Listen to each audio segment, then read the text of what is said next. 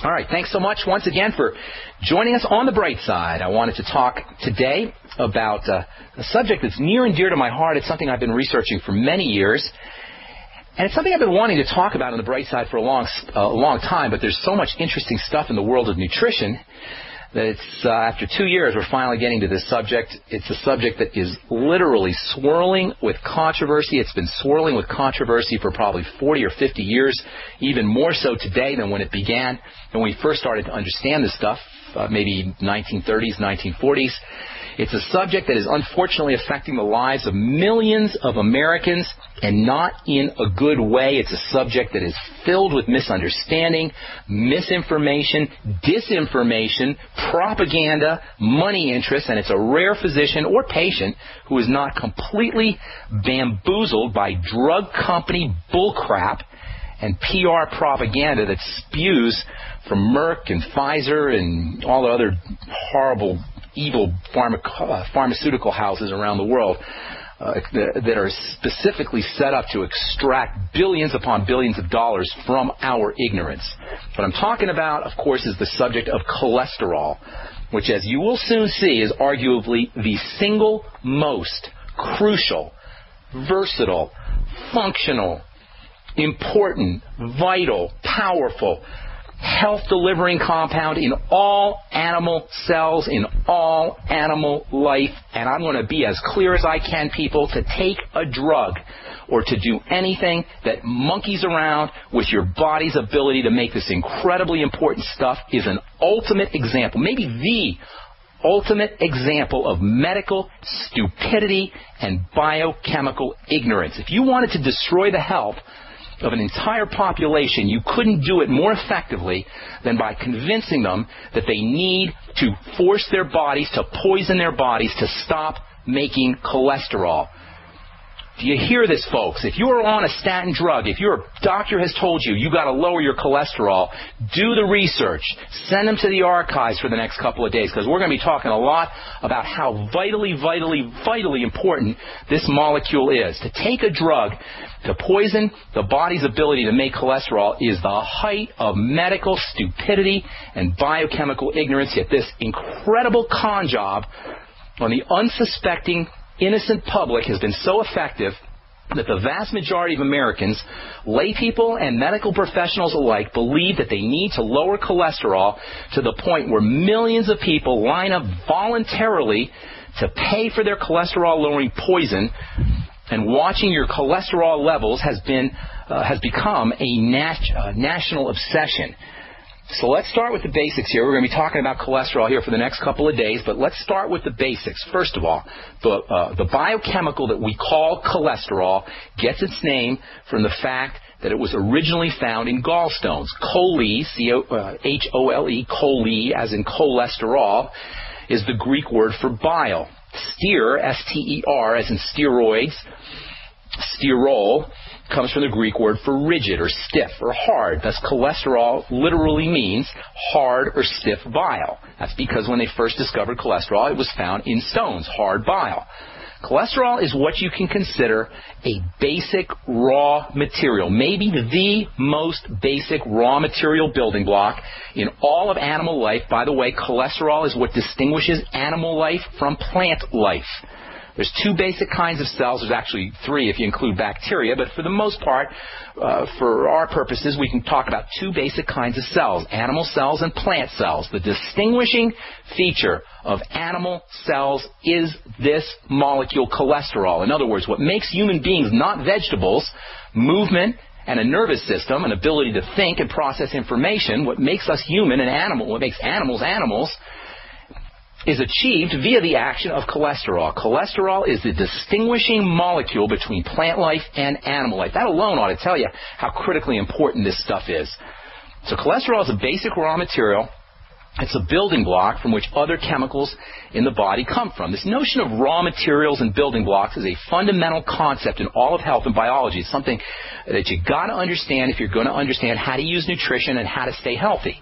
The body's a chemical factory. Every cell in the body is a chemical factory. You know, an individual cell is capable of producing tens of thousands of different chemicals.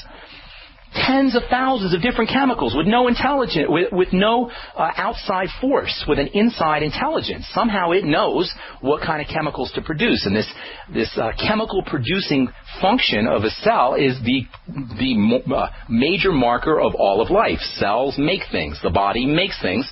The body's a chemical factory. It turns chemical A into chemical B, into chemical C, into chemical D, into chemical E, and on and on and on from birth to death. Every moment, every nanosecond that we are alive, the body is transforming chemicals into other chemicals endlessly, eternally, and ceaselessly, non-stop. Every moment you're alive, the body and cells in the body are turning chemicals into other chemicals, and cholesterol is a starting raw material. It is chemical A from which chemical B and C and D and E and F and on and on and on, other chemicals will be produced. It is the ultimate raw material for an infinite variety of biochemicals, many of which we cannot live without. And this fact alone should be a clue for us why we don't want to be poisoning this system. All right, we'll continue our discussion on cholesterol when we come back from our break. I'm Pharmacist Ben. You are listening to The Bright Side. We'll be back right after this. Don't go away.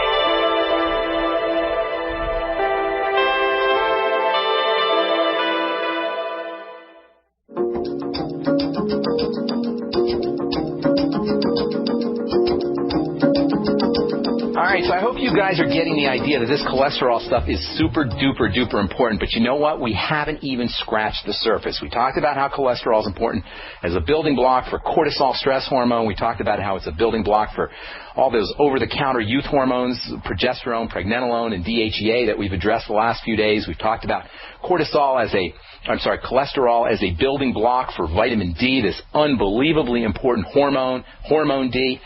But there's so much more important stuff that's associated with cholesterol. So are you getting the sense that it's an idiotic idea to poison the body's ability to make this stuff?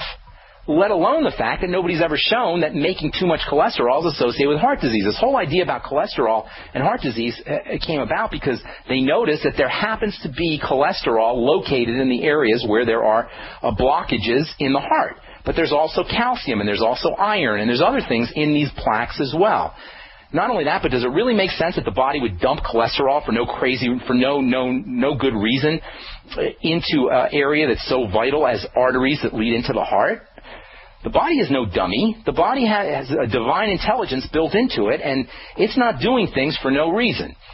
The last thing you ever want to do if you are dealing with heart disease or a circulatory problem is take a drug that stops your body from making this incredibly important substance that, by the way, has a specifically relevant role to play in cardiovascular health. And this is why more and more it is appearing that statin drugs can actually be a cause of cardiovascular breakdown, not a cure for cardiovascular breakdown. And we'll talk about this in the next couple of days as we continue talking about the importance of cholesterol and why you never want to take a poison substance that knocks out your ability to make this incredibly important stuff, i.e. a statin drug. And we'll talk all about that tomorrow and on our next couple of Bright Side episodes. So if you're on a statin drug, or if you're thinking of taking a statin drug, or your doctor's pressuring you to take a statin drug, or you know somebody who's doing that, taking a statin drug, you're going to want to tune into the next few Bright Side episodes as we continue talking about the importance of cholesterol and the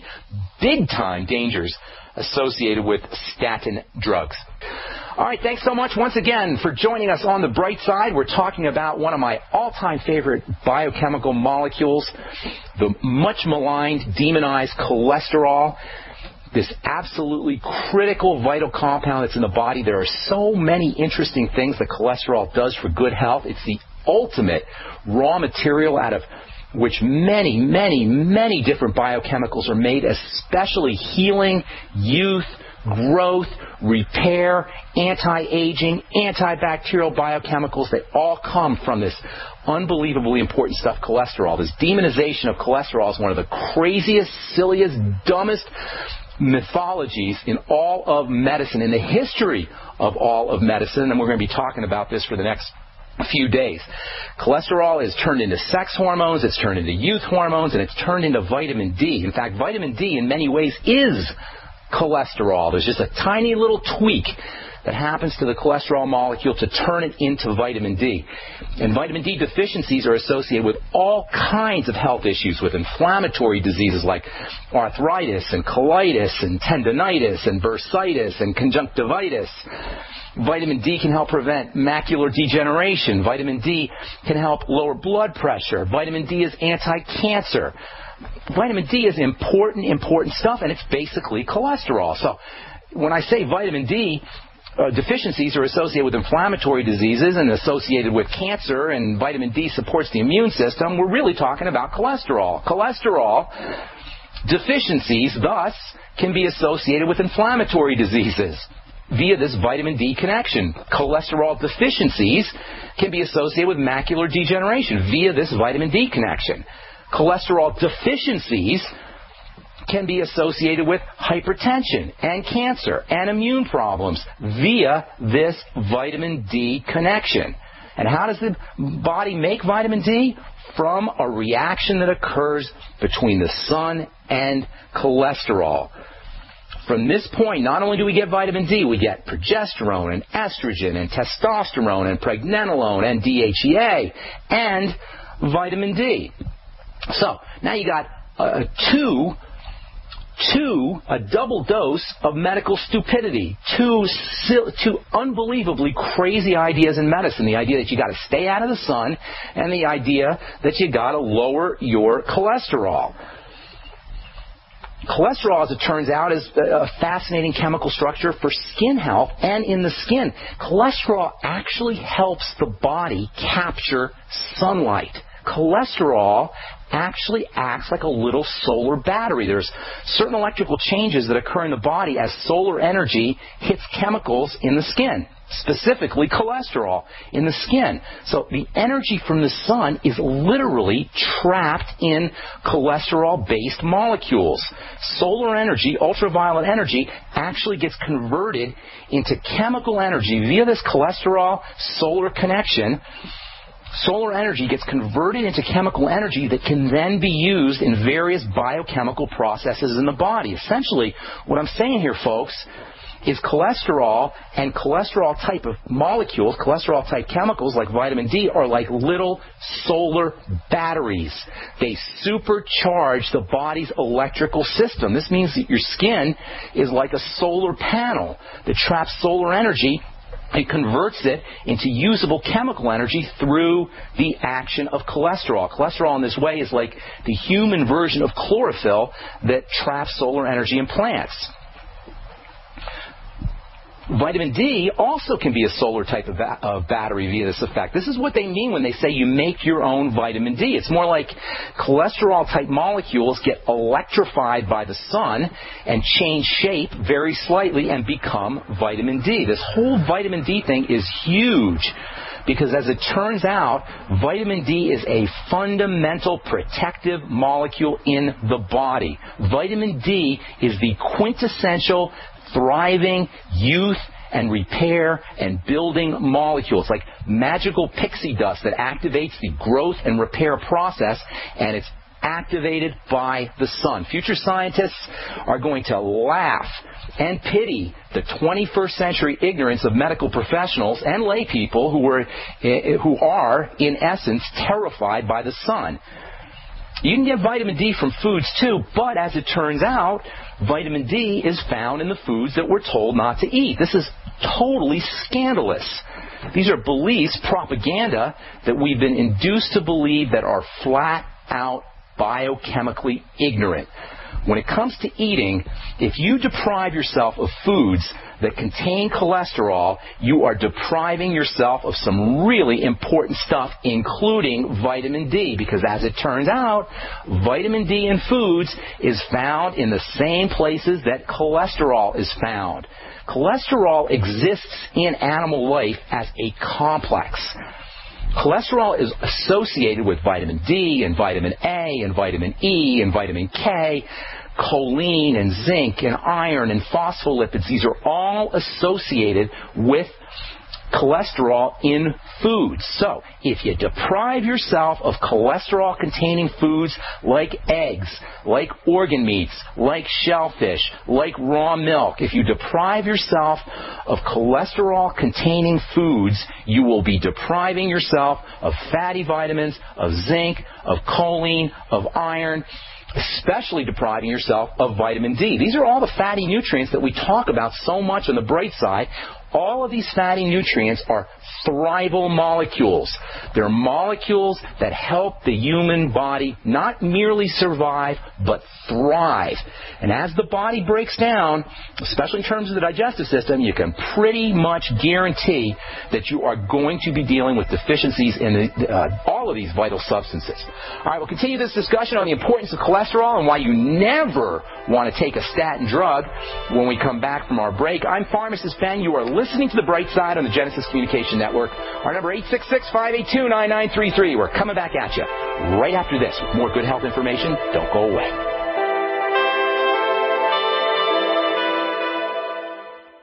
All right, continuing on with the importance of cholesterol and the utter stupidity of trying to lower your cholesterol by avoiding cholesterol-containing foods, which also tend to be foods that are rich in vitamin A and vitamin D and vitamin E and minerals.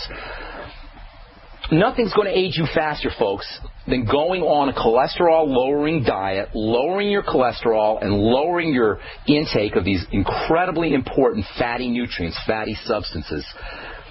Nothing, that is, except perhaps fat malabsorption, which will keep you from absorbing these things. That's why we're always talking about keeping your gallbladder, making sure you correct digestive issues, using apple cider vinegar, using lecithin after meals, mixing lecithin with your oils and with your vegetables to improve their absorption, using probiotics. Get on the nightly essence. Anything you could do to support fat absorption. Get on the ultimate enzymes. For some of you guys, getting on the ultimate enzymes and rinsing them down with apple cider vinegar will change your life. And by all means, do not deprive yourself of good fats, and don't deprive yourself of cholesterol. How is that for medical heresy? In a way, eating cholesterol can actually help your liver and your heart and the rest of your body. That's because the body can make cholesterol, some 2/3 of cholesterol, or even more, maybe 75% of the cholesterol in your body is made by the liver, but it's a somewhat complicated process.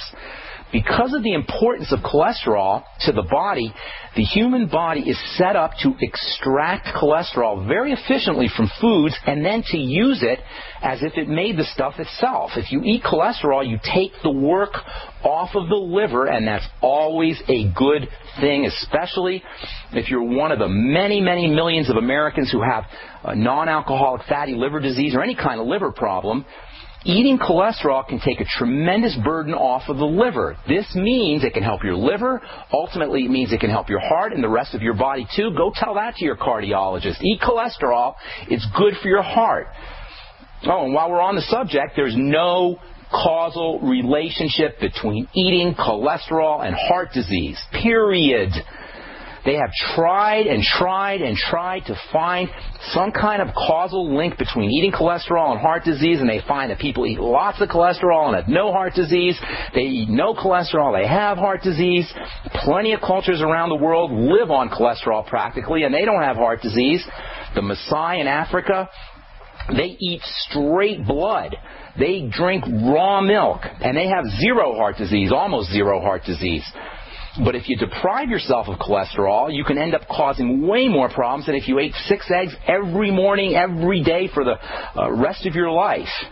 I think I'm going to come out with a cholesterol supplement. Let's see how that sells. Cholesterol in a pill. I would make it a cholesterol complex supplement with all the fatty nutrients, with the vitamin D and the vitamin E and the vitamin K. That would be an awesome supplement. But you don't need a supplement. Just eat eggs. Lots of them. Eat organ meats. If you're a meat eater, make sure you're eating organic. Make sure you're eating grass-fed meat. Seafood is good too. The cholesterol complex, by the way, is found in the skin of animals. It's found in the skin of fish. It's found in the skin of chicken. The skin of all animals contains large amounts of cholesterol, not just as a precursor to vitamin D, not just as a solar battery. Cholesterol in the skin functions as a solar battery. Cholesterol in the skin functions as a source of vitamin D, but it also forms a critical component of the skin's barrier to water loss. The skin is a fatty structure, and there are ribbons of fat that are spread throughout the skin, especially the surface of the skin, which is called the stratum corneum, and these ribbons of fat are largely composed of cholesterol. Cholesterol acts like a water barrier to keep moisture in and to prevent dryness. Cholesterol is nature's natural moisturizer. And cholesterol in the skin can act to help prevent the entrance of bacteria, it can help prevent the entrance of viruses, and it can even provide antibacterial effects in the sense that cholesterol in certain forms can actually kill bacteria. One of the major signs of skin aging is lower levels of skin cholesterol. Are you guys getting the idea that this stuff is absolutely, absolutely vital and critical and important and fascinating? One of the major signs that your skin is starting to break down is there will be defects in the production of cholesterol in the skin. The skin is also making hormones from cholesterol, estrogen and testosterone and progesterone. These are all made locally in skin cells to keep skin tissue healthy and soft and youthful looking. Way more important for you than any moisturizer or anti-aging cream that you could use. And of course, as in the rest of the body, estrogen, testosterone, and progesterone all come from cholesterol. And there's more. As it turns out, cholesterol is an antioxidant. Cholesterol can actually help protect tissue from the burning effects of oxygen. Oxygen's a mixed bag. Obviously, we need oxygen, but there are also oxidation reactions, rusting reactions. Oxidation's a fancy way of saying rusting.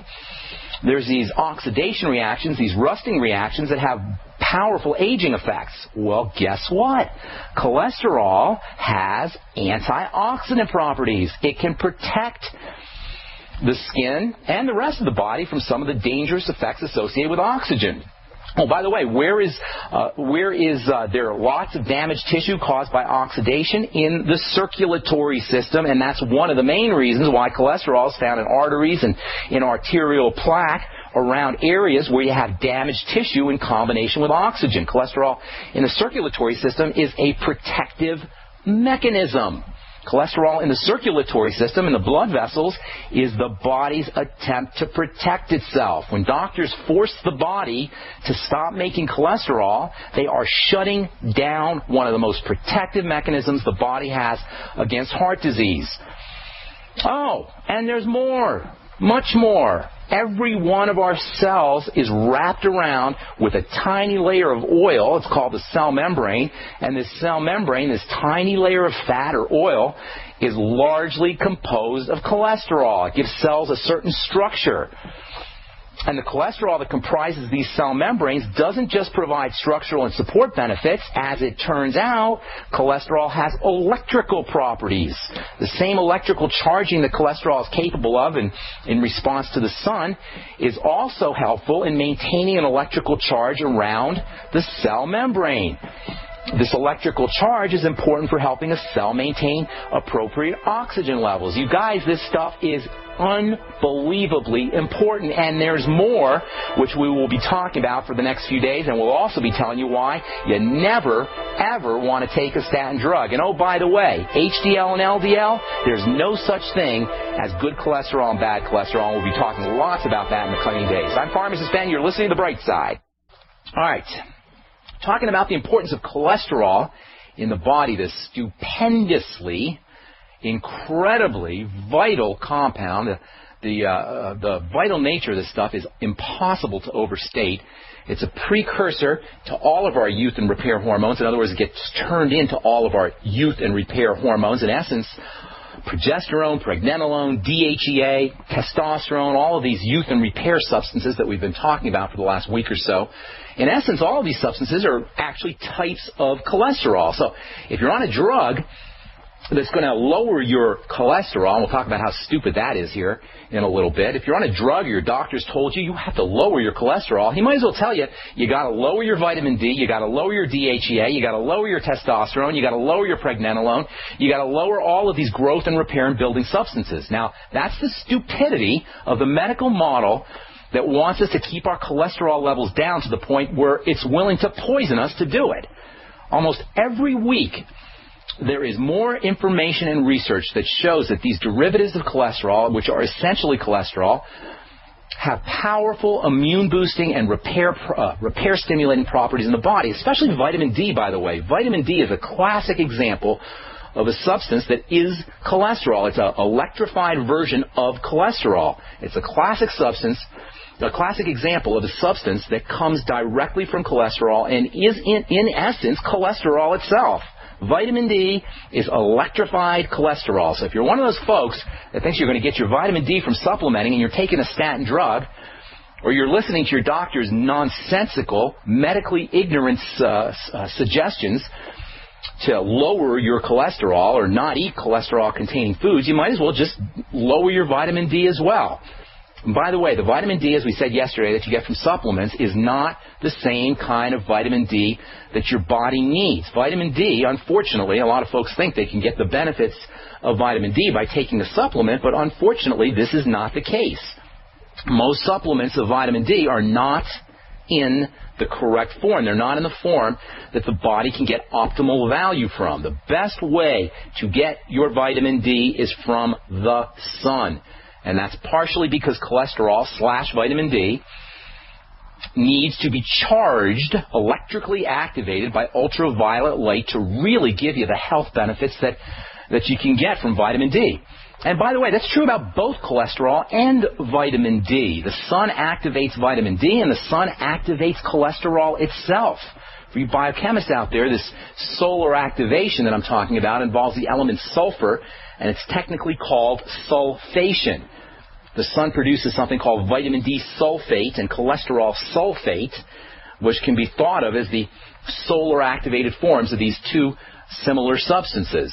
I'm not going to talk too much about sulfur and sulfation, as fascinating as it is. We can just call these sulfated forms the activated form of cholesterol and the activated form of vitamin D, the solar activated form of cholesterol and the solar activated form of vitamin D. The take-home message here is when it comes to vitamin D, anyway, you can't get this sun-charged form of vitamin D from any supplement. Thus, the importance of getting our pasty white cells out in the sun. Remember, vitamin D and cholesterol, for that matter, are youth and repair and healing and health and feel-good substances. This is one of the main reasons why we all feel better when we get out in the sun without sunscreen. Yes, I said it, without sunscreen. Get out in the sun without wearing sunscreen, at least for a little while, and don't burn. Go tell your dermatologist that I said that. He can call us up on the bright side. We can have a discussion about it. Go out in the sun. Don't burn. Make sure you're getting enough sun that you can convert that cholesterol into vitamin D. And if you're sweating, leave the sweat on your skin for a little bit before you rinse it off. It'll help accelerate and it'll help enhance the production of vitamin D. Cholesterol and vitamin D are repair and healing substances, especially for nerves. I'll tell you here, we'll talk here in a minute about that, especially for nerves and especially for the brain. And by the way, this whole healing and repair stimulation that the sun can provide is one of the reasons why we all heal much faster when we get out in the sun. In addition to feeling better when we're out in the sun, we heal better when we're out in the sun. The sun stimulates your immune system partially via this activation of cholesterol and vitamin D, and especially, by the way, if you're dealing with multiple sclerosis, which is a myelin/cholesterol disease. More and more researchers are discovering a link between a lack of sunshine and multiple sclerosis, which implicates a vitamin D deficiency connection to MS and to other nerve diseases for that matter. How is that for heresy? Eat cholesterol, lots of it. Don't pay attention to any stupidity about your cholesterol levels. We'll talk about how you can't even tell what your cholesterol levels are here in a moment. And go out and get in the sun without sunscreen. Cholesterol, folks, can be one of your best biochemical friends for lots of reasons. Each one of our cells is wrapped around with a tiny layer of oil. We call it the cell membrane. And this cell membrane is upwards of 40 or 50 or even 60% cholesterol. The cell membrane gives the cell a certain structure. And the cholesterol that makes up these cell membranes, it's not just about structure. It's not just about structural support. As it turns out, cholesterol has electrical properties that help the cell membrane maintain its electrical charge.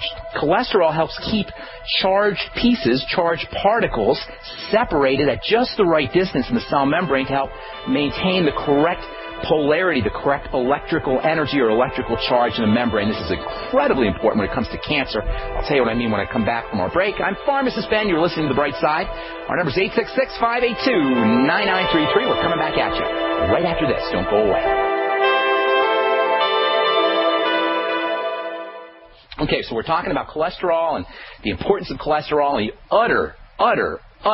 utter medical stupidity and biochemical bankruptcy of the strategy of lowering your blood cholesterol. The only people that benefit from lowering blood cholesterol are the people who sell you the drugs that poison the cholesterol-making machinery in the body. Cholesterol is vitally important when we talk about youth and repair hormones, when we talk about testosterone and DHEA and pregnenolone and vitamin D. What we're really talking about are derivatives of cholesterol. We're talking about types of cholesterol. So if you're lowering your cholesterol, you're going to be lowering your blood levels of all of these other substances as well. As far as cancer goes, cholesterol has an ability to keep the electrical charges on cell membranes just right. Cholesterol has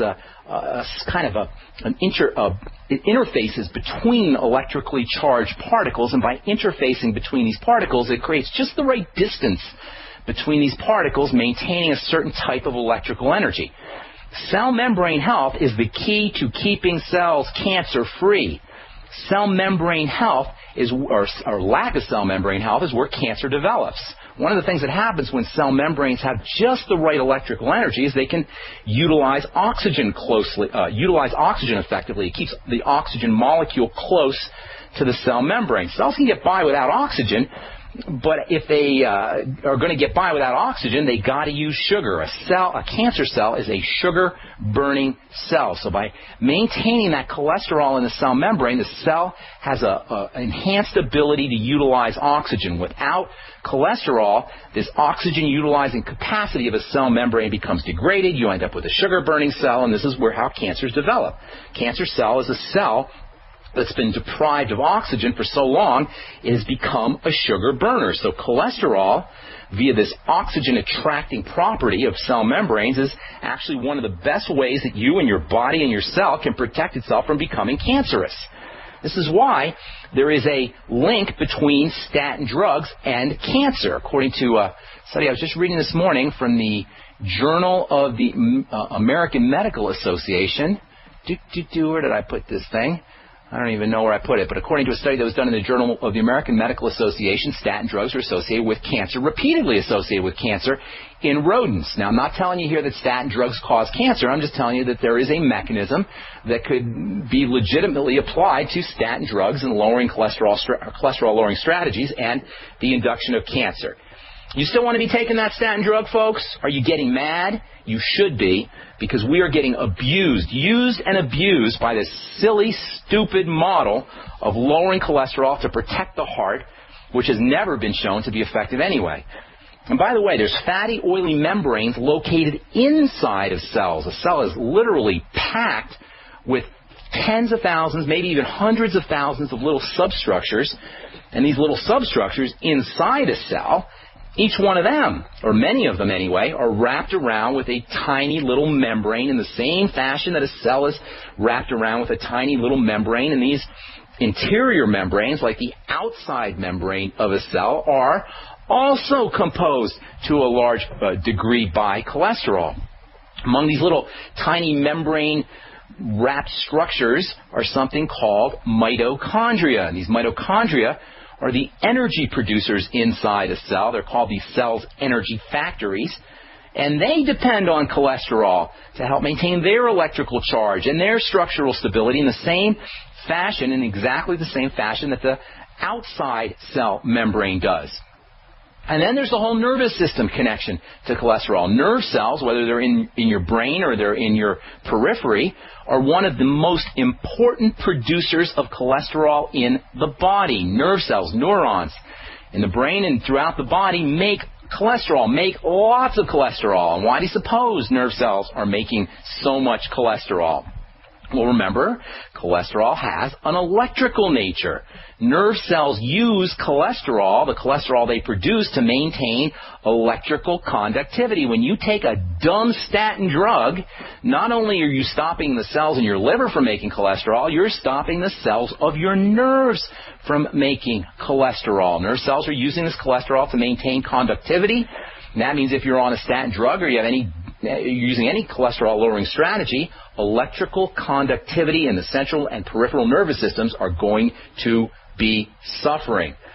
This is one of the reasons why brain and nervous system toxicities and side effects are the most common side effects associated with the use, or among the most common side effects associated with the use of statin drugs and other silly, misguided, ignorant medical strategies that force cholesterol levels down by poisoning the cholesterol-lowering machinery inside a cell. This cholesterol, the example of cholesterol is the quintessential, this molecule we're calling cholesterol is the quintessential animal cell molecule. It's what distinguishes animals from plants.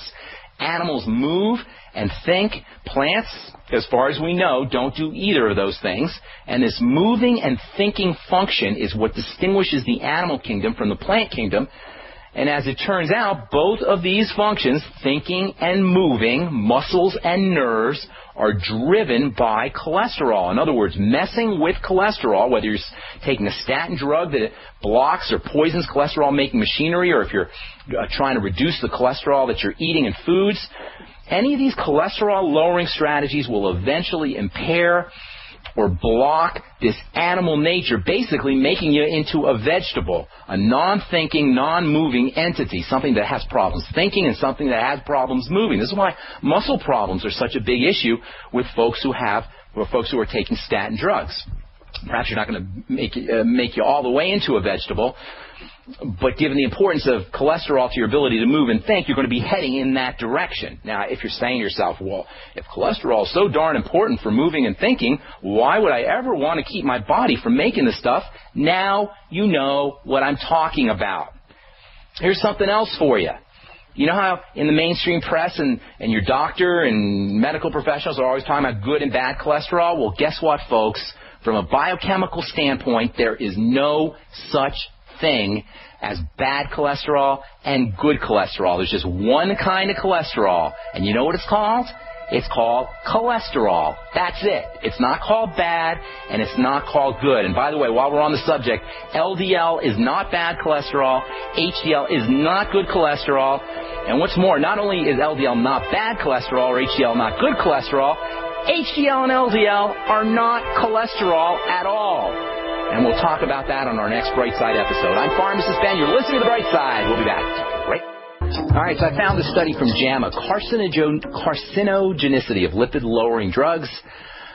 Reading here from this abstract, all members of the most popular classes, the two most popular classes of lipid-lowering drugs, that is the fibrates and the statins, cause cancer in rodents, in some cases at levels of animal exposure close to those prescribed to humans. The authors of this study, Thomas B. Newman, M.D., Stephen P. Hulley, M.D., and this is from JAMA in 1996. That's almost 9 years ago, I suppose. Let's see. They've last line here in the conclusions. The results of experiments in animals and humans suggest that lipid-lowering drug treatment, especially with the fibrates and the statins, should be avoided. And then they say, except in patients at high short-term risk of coronary heart disease. Well, we can debate that last sentence, but the fact of the matter is, folks, these statin drugs are not kind, they're not nice, and when you understand how important cholesterol is to the body, you can understand why you never, ever, ever, ever want to poison this cholesterol-making machinery. Tomorrow I'll tell you about why you can't even measure cholesterol in the blood, and why LDL and HDL are not cholesterol. So if you're on a statin drug, you're thinking about a statin drug, or your doctor has told you that your cholesterol is too high, you're going to want to tune in to The Bright Side tomorrow. All right. We're talking about cholesterol and the statin drugs, why you never want to take a statin drug, why you don't want to pay attention to your cholesterol levels. I'll tell you why here in a little bit, why there's no such thing as cholesterol levels. There's so much misunderstanding, misinformation, disinformation, and propaganda around cholesterol. It's one of the three big pharmacological pharmacy scams. Lowering your cholesterol, along with perhaps the whole scam around estrogen, and then the whole scam around serotonin reuptake inhibitors. Some of you may have heard me talking on Joyce Riley's program earlier today about serotonin. You know, serotonin, that's a whole nother issue, these serotonin reuptake inhibitor drugs. You know, serotonin gets this reputation for being a happy hormone and a feel-good hormone, when in reality, serotonin is a stress hormone, increases aggressive behavior and violent behavior and hypervigilance. And this is one of the main reasons why folks on serotonin reuptake inhibitors are so prone towards violent behavior, suicidal ideations, school shootings, etc. But we can talk about that on another program. Today I want to talk about the cholesterol baloney. Then we're going to talk a little bit about the nonsense around cholesterol-lowering drugs. And it's not just the statins either, folks, that are as bad as the statin drugs are. There's other ludicrous cholesterol-lowering pharmacological strategies, poison protocols, really. There's other classes of cholesterol-lowering medications that are problematic as well. We'll be touching on all of these in the coming days. And tomorrow we're going to be talking to Johnny Bowden, who is an old friend of mine and the author of a book called The Great Cholesterol Myth. And we're going to be talking to him about why lowering your cholesterol will not prevent heart disease. That's tomorrow as we continue talking about cholesterol. A couple things I want to tell you about today, and then I don't know if we'll get to the statin drugs. So we'll try to get to the statin drugs. If not, we'll be talking about those in the coming days. So quick review. Cholesterol is a raw material. It's a raw material for numerous other compounds which are so similar to cholesterol that in essence they are actually types of cholesterol. Reproductive hormones like testosterone and estrogen are types of cholesterol. Building, repair, youth, feel-good hormones like pregnenolone and DHEA and progesterone, they likewise are types of cholesterol. Mineral balancing hormones, aldosterone, is a type of cholesterol. The major stress management hormone, cortisol, is a type of cholesterol. And the vitamin/hormone, vitamin D, that's so important for the immune system, for growth, for anti-cancer, for anti-aging, vitamin D is also a type of cholesterol. So if you buy into the nonsense, the stupidity, the craziness of lowering cholesterol, you are going to be lowering your levels of all of these substances. If you lower your cholesterol, you're going to be lowering your reproductive hormones, your youth hormones, your growth and repair hormones, your stress hormones, your mineral balancing hormones, your anti-cancer hormones. Folks, I cannot think of a better way to destroy a population than to convince them that they need to poison the manufacturing process for this incredibly, unbelievably, stupendously important substance. Simply put, cholesterol is the quintessential building raw material in the body, and you are absolutely nuts if you try to lower it with a poison pharmacological agent. This building nature of cholesterol is why human mother's milk, which is the ultimate building food, specifically designed by nature and the divine force to build a human body, human mother's milk is packed with cholesterol. And for that matter, it's packed with saturated fat, which is another boogeyman of the medical model. Most of the cholesterol in the body is made in the liver and the reproductive glands and the nervous system. And you don't really need to eat cholesterol. But if you do eat cholesterol-containing foods, you can reduce the work that the body has to do to produce this stuff. Of course, your doctor's going to tell you not to eat cholesterol-containing foods, not to eat foods that have cholesterol in them. But as we said previously, cholesterol is found in foods as a complex. That means when you eat cholesterol-containing foods, when you're eating your eggs, when you're eating your organ meats, when you're eating your seafood, you're also going to be getting vitamin D in the correct form. You're going to be getting vitamin K, and you're going to be getting vitamin E, and you're going to be getting good saturated fats too. And you'll probably be getting iron and zinc and magnesium and selenium also in many cholesterol-containing foods like eggs and butter. For this reason, in my opinion, breastfeeding moms would be wise to be eating a lot of eggs, egg yolks and egg whites, both the yolk and the white, raw preferably. Make sure they're fresh, as well as eating lots of butter, eating lots of lobster, eating lots of oysters, eating lots of organ meats, as long as you're not a vegetarian. And there's more about cholesterol. Remember, cholesterol is a precursor raw material. It's getting turned into stuff. Well, in addition to getting turned into hormones of youth and repair and stress management and vitamin D, in addition to providing structural support, remember cholesterol is providing a critical structure to cell membranes and the membranes of intercellular structures, little tiny structures that live inside a cell. Cholesterol is helping a cell maintain oxygen levels. It's helping protect cells from excess oxygen or unstable oxygen. Cholesterol is also providing a water barrier to the skin and skin softening properties. As it turns out, cholesterol is also absolutely critical for the digestive process. Almost every day on the bright side, we're talking about fat malabsorption syndrome and how important it is to make sure you're focusing on your body's ability to absorb and utilize fats, essential fatty acids, and fatty vitamins. Well, guess what, folks? Cholesterol, in addition to all these other amazing things that it does, cholesterol is absolutely critical for the absorption of fats out of the digestive tract. And I'll tell you what I mean when we come back from our break. I'm Pharmacist Ben. You're listening to The Bright Side. 866-582-9933 is our number. We're coming back at you right after this. Don't go away. We're talking about cholesterol and this nonsense around lowering cholesterol tomorrow.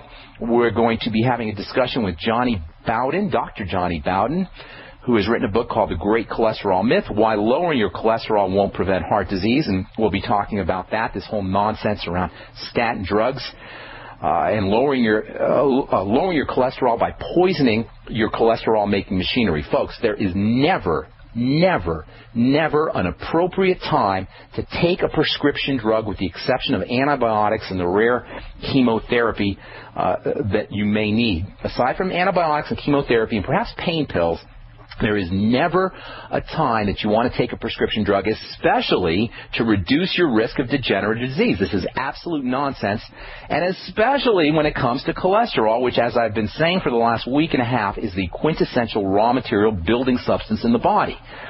In addition to being a raw material for all of your reproductive hormones and anti-stress hormones and feel-good hormones, in addition to being important for cell membranes, in addition to being critical for the formation of a healthy nervous system, as it turns out, cholesterol is absolutely vital for fat absorption, for creating what is arguably at least one of the most important fluids in the body, a fluid that's critical for the absorption of fat, something we talk about all the time on this program, and that is bile. Cholesterol, in addition to being raw material for all these other things we've been talking about, cholesterol is also raw material for bile. There's not a bright side episode, hardly, that we're not mentioning bile and fat absorption and fat malabsorption, and as it turns out, cholesterol, via its role as a precursor to bile, is indispensable for helping the body obtain fatty vitamins, vitamins A, D, E, and K, for obtaining essential fatty acids, for obtaining good fats, for obtaining magnesium, calcium, iron, selenium from foods. Without cholesterol, you can't make bile. Without bile, you will not be able to absorb your fatty substances. If you're taking a poison substance to suppress cholesterol production, you will also be suppressing the production of this incredibly important fluid, bile, and thereby depressing your body's ability to absorb many of these nutrients, many of which are very important for cardiovascular health. Hello, people. Hello, doctors.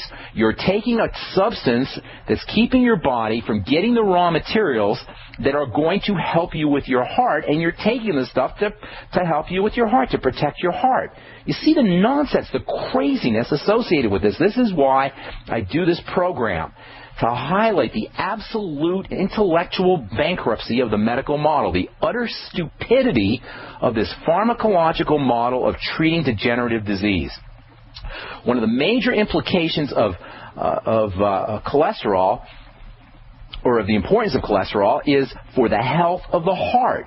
Effective secretion of bile is critical for cardiovascular health. Cholesterol is critically important for your heart. You need cholesterol to keep your heart healthy. Go tell that to your cardiologist. This is one of the major reasons why you can still have heart disease and die of a heart attack even if you are on cholesterol-lowering medication. Now, folks, given all of these benefits and functions of cholesterol, who in their right mind would ever take a drug that's poisoning the body's ability to make this stuff? Oh, but of course you're going to be protecting yourself from getting a heart attack, right? My cardiologist said, I'll be protecting myself from a heart attack if I get on the statin drugs, right? Wrong. There is very little convincing evidence that blocking the production of cholesterol prevents heart disease. Very little. All right, now something else you want to know about cholesterol. You know how in the mainstream press and medical professionals and doctors are always talking about good cholesterol and bad cholesterol? Got to get your good cholesterol up, got to get your bad cholesterol up, as if there's two kinds of cholesterol, right? Good cholesterol and bad cholesterol, right? Wrong. From a biochemical standpoint, there is no such thing as good cholesterol. There is no such thing as bad cholesterol. There is only cholesterol. There's just one chemical. It's got a structure. It's called cholesterol. It doesn't come in a good variety and a bad variety. And not only is there no such thing as good cholesterol and bad cholesterol, but this whole HDL and LDL nonsense is more misleading biochemical baloney. What do you say? My doctor told me LDL is bad cholesterol and HDL is good cholesterol. Are you saying, Ben, that HDL and LDL are not good and bad?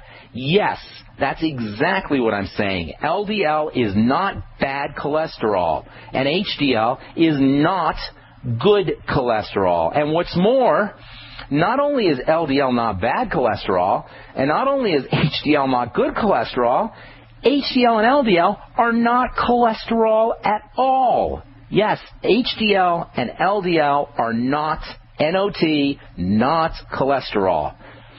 Cholesterol is classified as a fat. Actually, it's a wax more than it is a fat. We used to use cholesterol in the skincare business for its moisturizing properties, and it is this fatty, waxy characteristic that makes cholesterol such an ideal ingredient for skincare. And by the way, that's why cholesterol is found in the skin.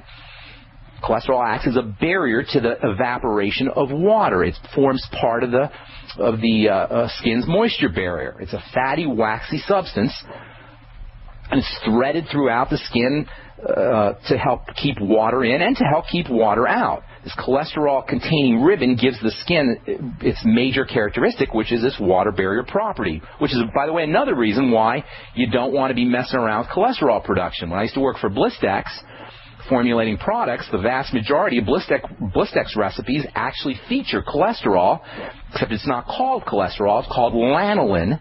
Many of you have heard of sheep wax or lanolin. Well, one of the major components of lanolin is cholesterol. Lanolin is actually one of nature's richest sources of cholesterol, and we used to use a lot of it. In fact, it's still found in a lot of Blistex products. This fatty nature of cholesterol is why doctors are forced to use HDL and LDL measurements to determine cholesterol levels, or rather to pretend to determine cholesterol levels, to pretend to measure cholesterol levels in the blood. You can't measure cholesterol levels in the blood because, folks, cholesterol ain't in the blood. Cholesterol is a fatty, waxy substance, and the blood is watery, and you can't get fat in water. Oil and water don't mix. So you're not going to get cholesterol levels in the blood. They got to measure HDL and LDL. Getting your HDL and LDL checked to see what your cholesterol status is medical make-believe, or if you prefer, medical bullcrap. That's right, folks. When you get your HDL and LDL levels checked, you are not checking cholesterol. HDL and LDL are proteins. They're not cholesterol. Actually, they're technically lipoproteins. We'll continue this discussion when we come back. I'm Pharmacist Ben. You're listening to The Bright Side. Our number is 866-582-9933. We're coming back at you with more good health information right after this break. Don't go away.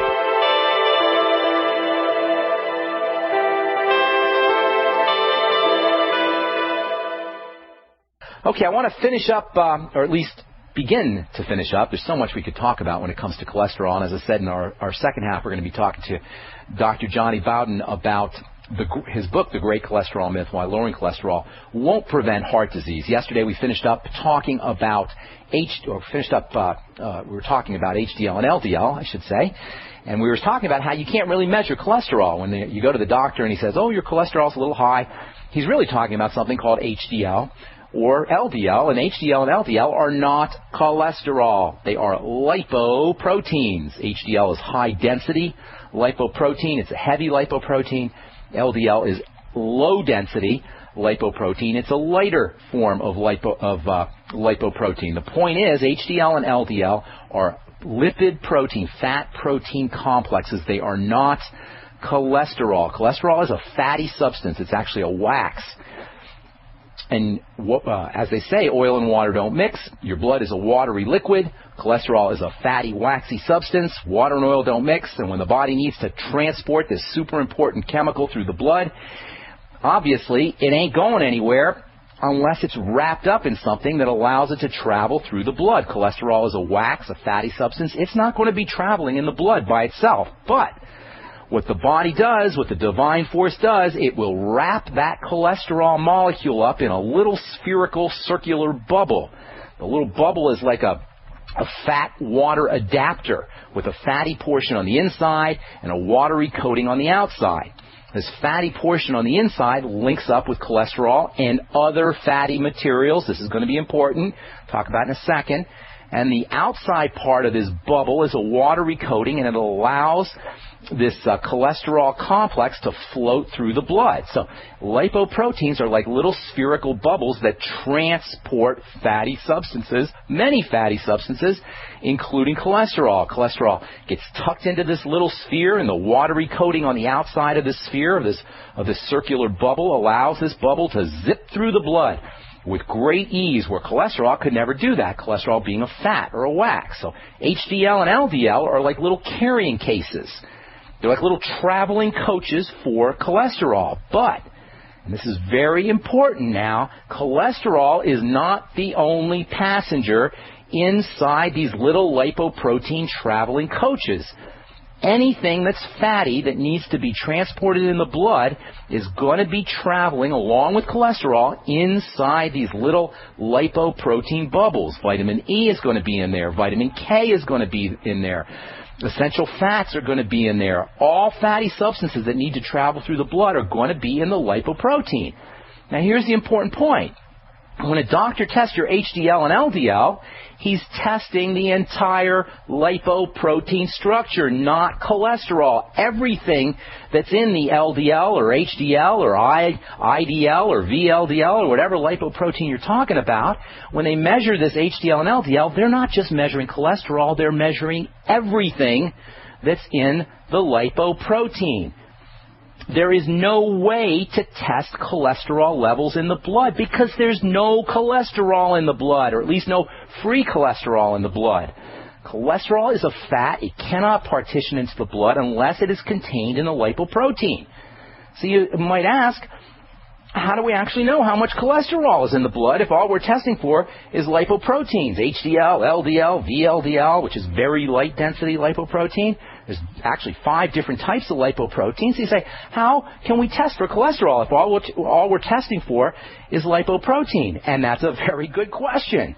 We can't test for cholesterol. We can only test for the entire lipoprotein complex. The only reason to test HDL and LDL and VLDL and IDL is to give you a number and sell you a drug, period. It is a meaningless test score. Meaningless.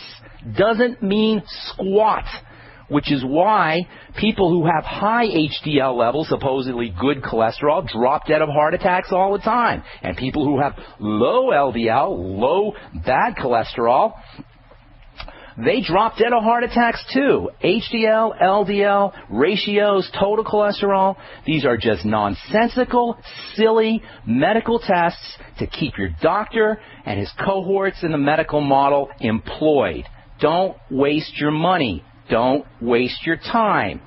The relationship between testing numbers and health and disease and heart attacks and heart disease is statistical only. It's a number, and you ain't a number. You're a human being. You're not a statistic, and your HDL and LDL mean nothing. Oh, yeah, one more thing about HDL and LDL, these things they simplistically call good cholesterol and bad cholesterol, two of the more infantile, dumbed-down medical terms you're ever going to hear. You know why they call these things good and bad, good cholesterol and bad cholesterol? All right, this is the whole thing. This is the reason why HDL is good cholesterol and LDL is bad cholesterol. HDL is a lipoprotein. It's a bubble. It's carrying all kinds of stuff, and HDL carries stuff from the blood to the liver for storage. LDL, on the other hand, is a lipoprotein that delivers cholesterol, vitally important cholesterol, and other fatty nutrients to cells and tissues from the liver. So LDL is exiting from the liver to tissues, so it's supposedly bad because it's leaving storage. And HDL is supposedly good because it's entering storage. So-called bad cholesterol is leaving the liver, and they say it's bad because it's leaving the liver, and good cholesterol is good because it's being stored. By the way, this is why if you're bodybuilding or recovering from surgery, or you're making a lot of stress hormones or reproductive hormones, your LDL is going to be higher because it's leaving your liver to go to the tissues to be used. Your body's delivering this vital cholesterol to organs and glands and tissues and cells and muscles so that it can be used. This is what happens when your LDL is high. There's a couple of more things I want to tell you about HDL and LDL. Does this make sense, folks? HDL, LDL, IDL, VLDL, all of the lipoproteins, there's 5 totally, all of different densities and size. They are not cholesterol. They are bubbles that carry cholesterol, among other things. There's no way to know how much cholesterol is in those little bubbles. And by the way, these bubbles are so small, you could fit 100,000 of them on a head of a pin. That's how tiny these little structures are, and they're all floating around in your blood.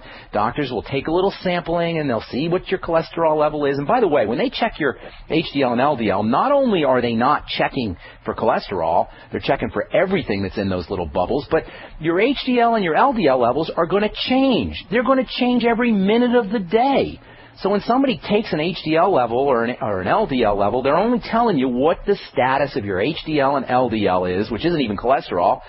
They're only telling you what the status is at that moment. Depending on what your body needs to do, you're going to have more or less LDL at any given moment. These test people mean nothing, nada, zip. They're irrelevant, they're dumb, and all they do is they provide an income for somebody who's doing the test. They're a disgrace. Don't waste your money. Don't waste your time. And I didn't even told you about how dumb the statin drugs are. We'll definitely be getting to that one tomorrow or maybe the next day. And then the numbers, the scores.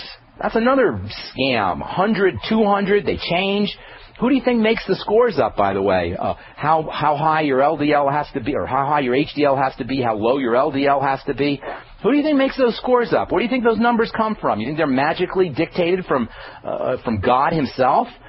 We'll talk about that when we continue our talk on cholesterol tomorrow, and we'll also tell you about why you never, ever, ever want to take a statin drug. We'll touch on that a little bit with Dr. Bowden in the second half of the program.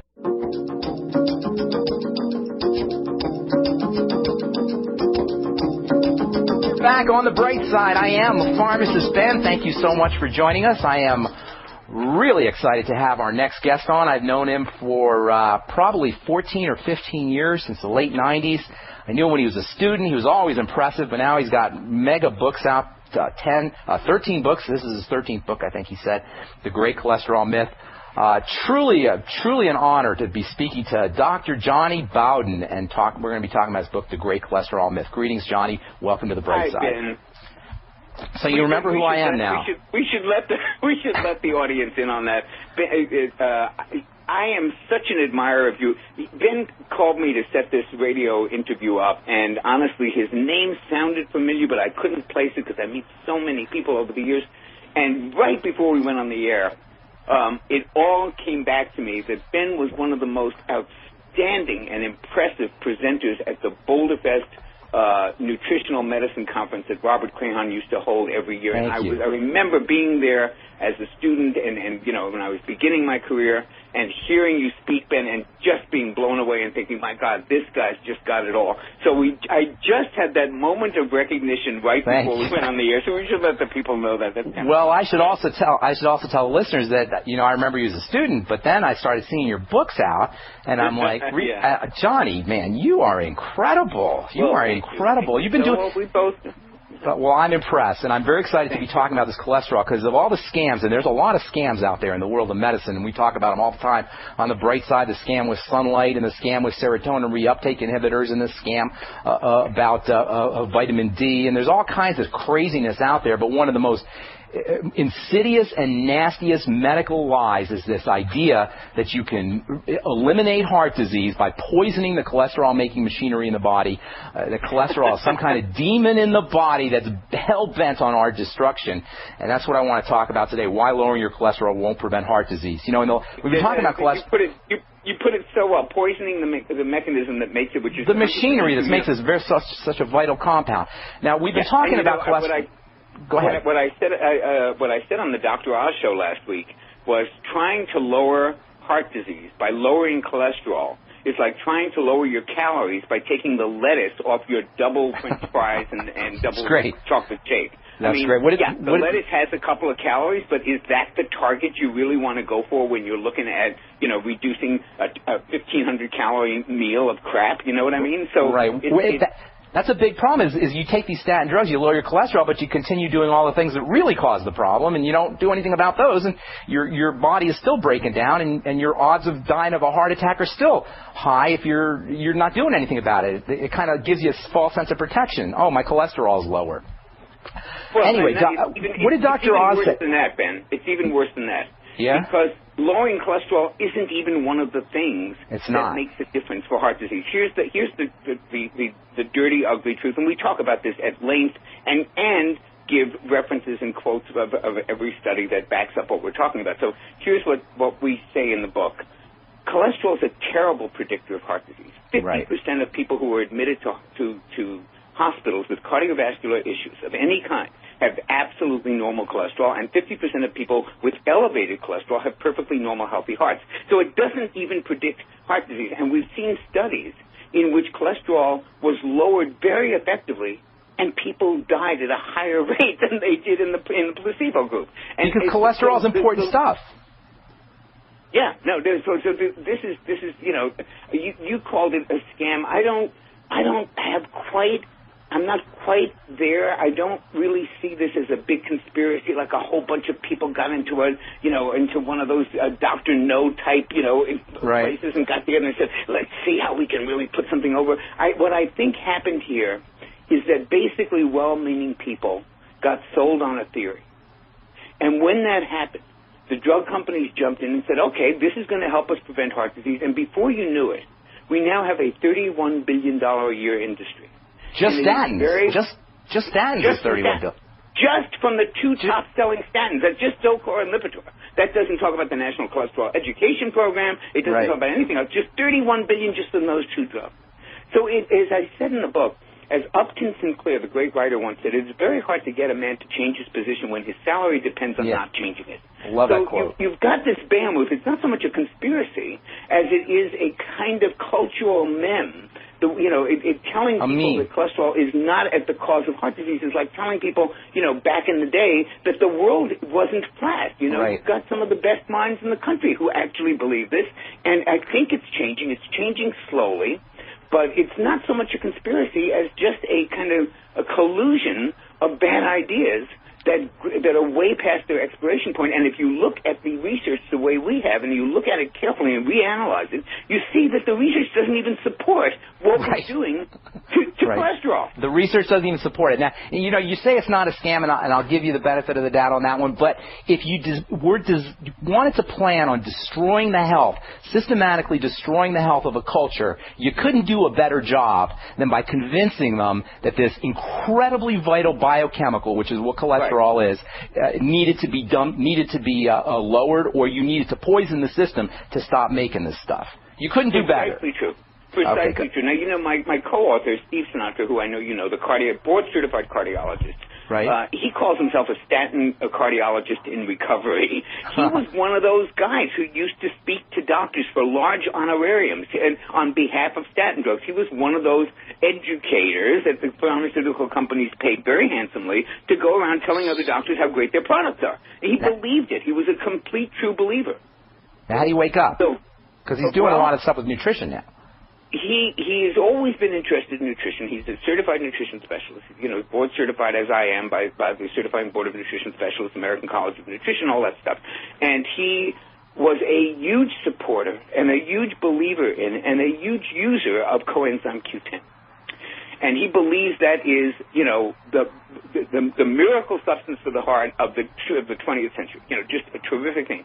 And when he actually looked at the biochemistry, he said, wait a minute, these drugs cut off the production of coenzyme Q10. Because like you said, when you cut off the machinery, well, that same machinery that makes cholesterol makes coenzyme Q10. So he thought to himself, well, how the hell can a drug that we're giving to supposedly prevent heart disease, but as a side effect, it destroys the most important energy molecule that the heart needs? That makes no sense. Right. And none of the drug companies were talking about the coenzyme Q10 depletion. And he was beginning to see these side effects. And then he started putting it all together, going, well, wait a minute, I'm doing angioplasties and operations on people with absolutely, that are riddled with heart disease, and they have perfectly normal cholesterol. And I see people with heart attacks that have, people with elevated cholesterol have normal, clean arteries. This is making no sense whatsoever. And that's kind of what his come to Jesus moment was. Now, tell me a little, I want to talk about Ansel Keys. I didn't get a chance to talk about the lipid hypothesis and how this whole thing developed. And you very charitably said that it was kind of a misunderstanding. You're a lot nicer about it than I am. And a perfect storm of collusion of people who got their financial interests tied into, unfortunately, what they were doing in terms of helping the public. So we won't go into the conspiracy idea, but tell the folks the story about Ansel Keys and how this whole lipid hypothesis thing began. I can't even say that. But we got to take a break, Johnny, so we'll talk about that when we come back, okay? Thanks, Johnny. We're talking to Dr. Johnny Bowden about his book, The Great Cholesterol Myth, Why Lowering Your Cholesterol Won't Prevent Heart Disease. It's a wonderful resource, and it backs up everything we've been talking about when it comes to why I don't want to be paying attention to this nonsense about cholesterol. We're coming back on the bright side right after this. Don't go away.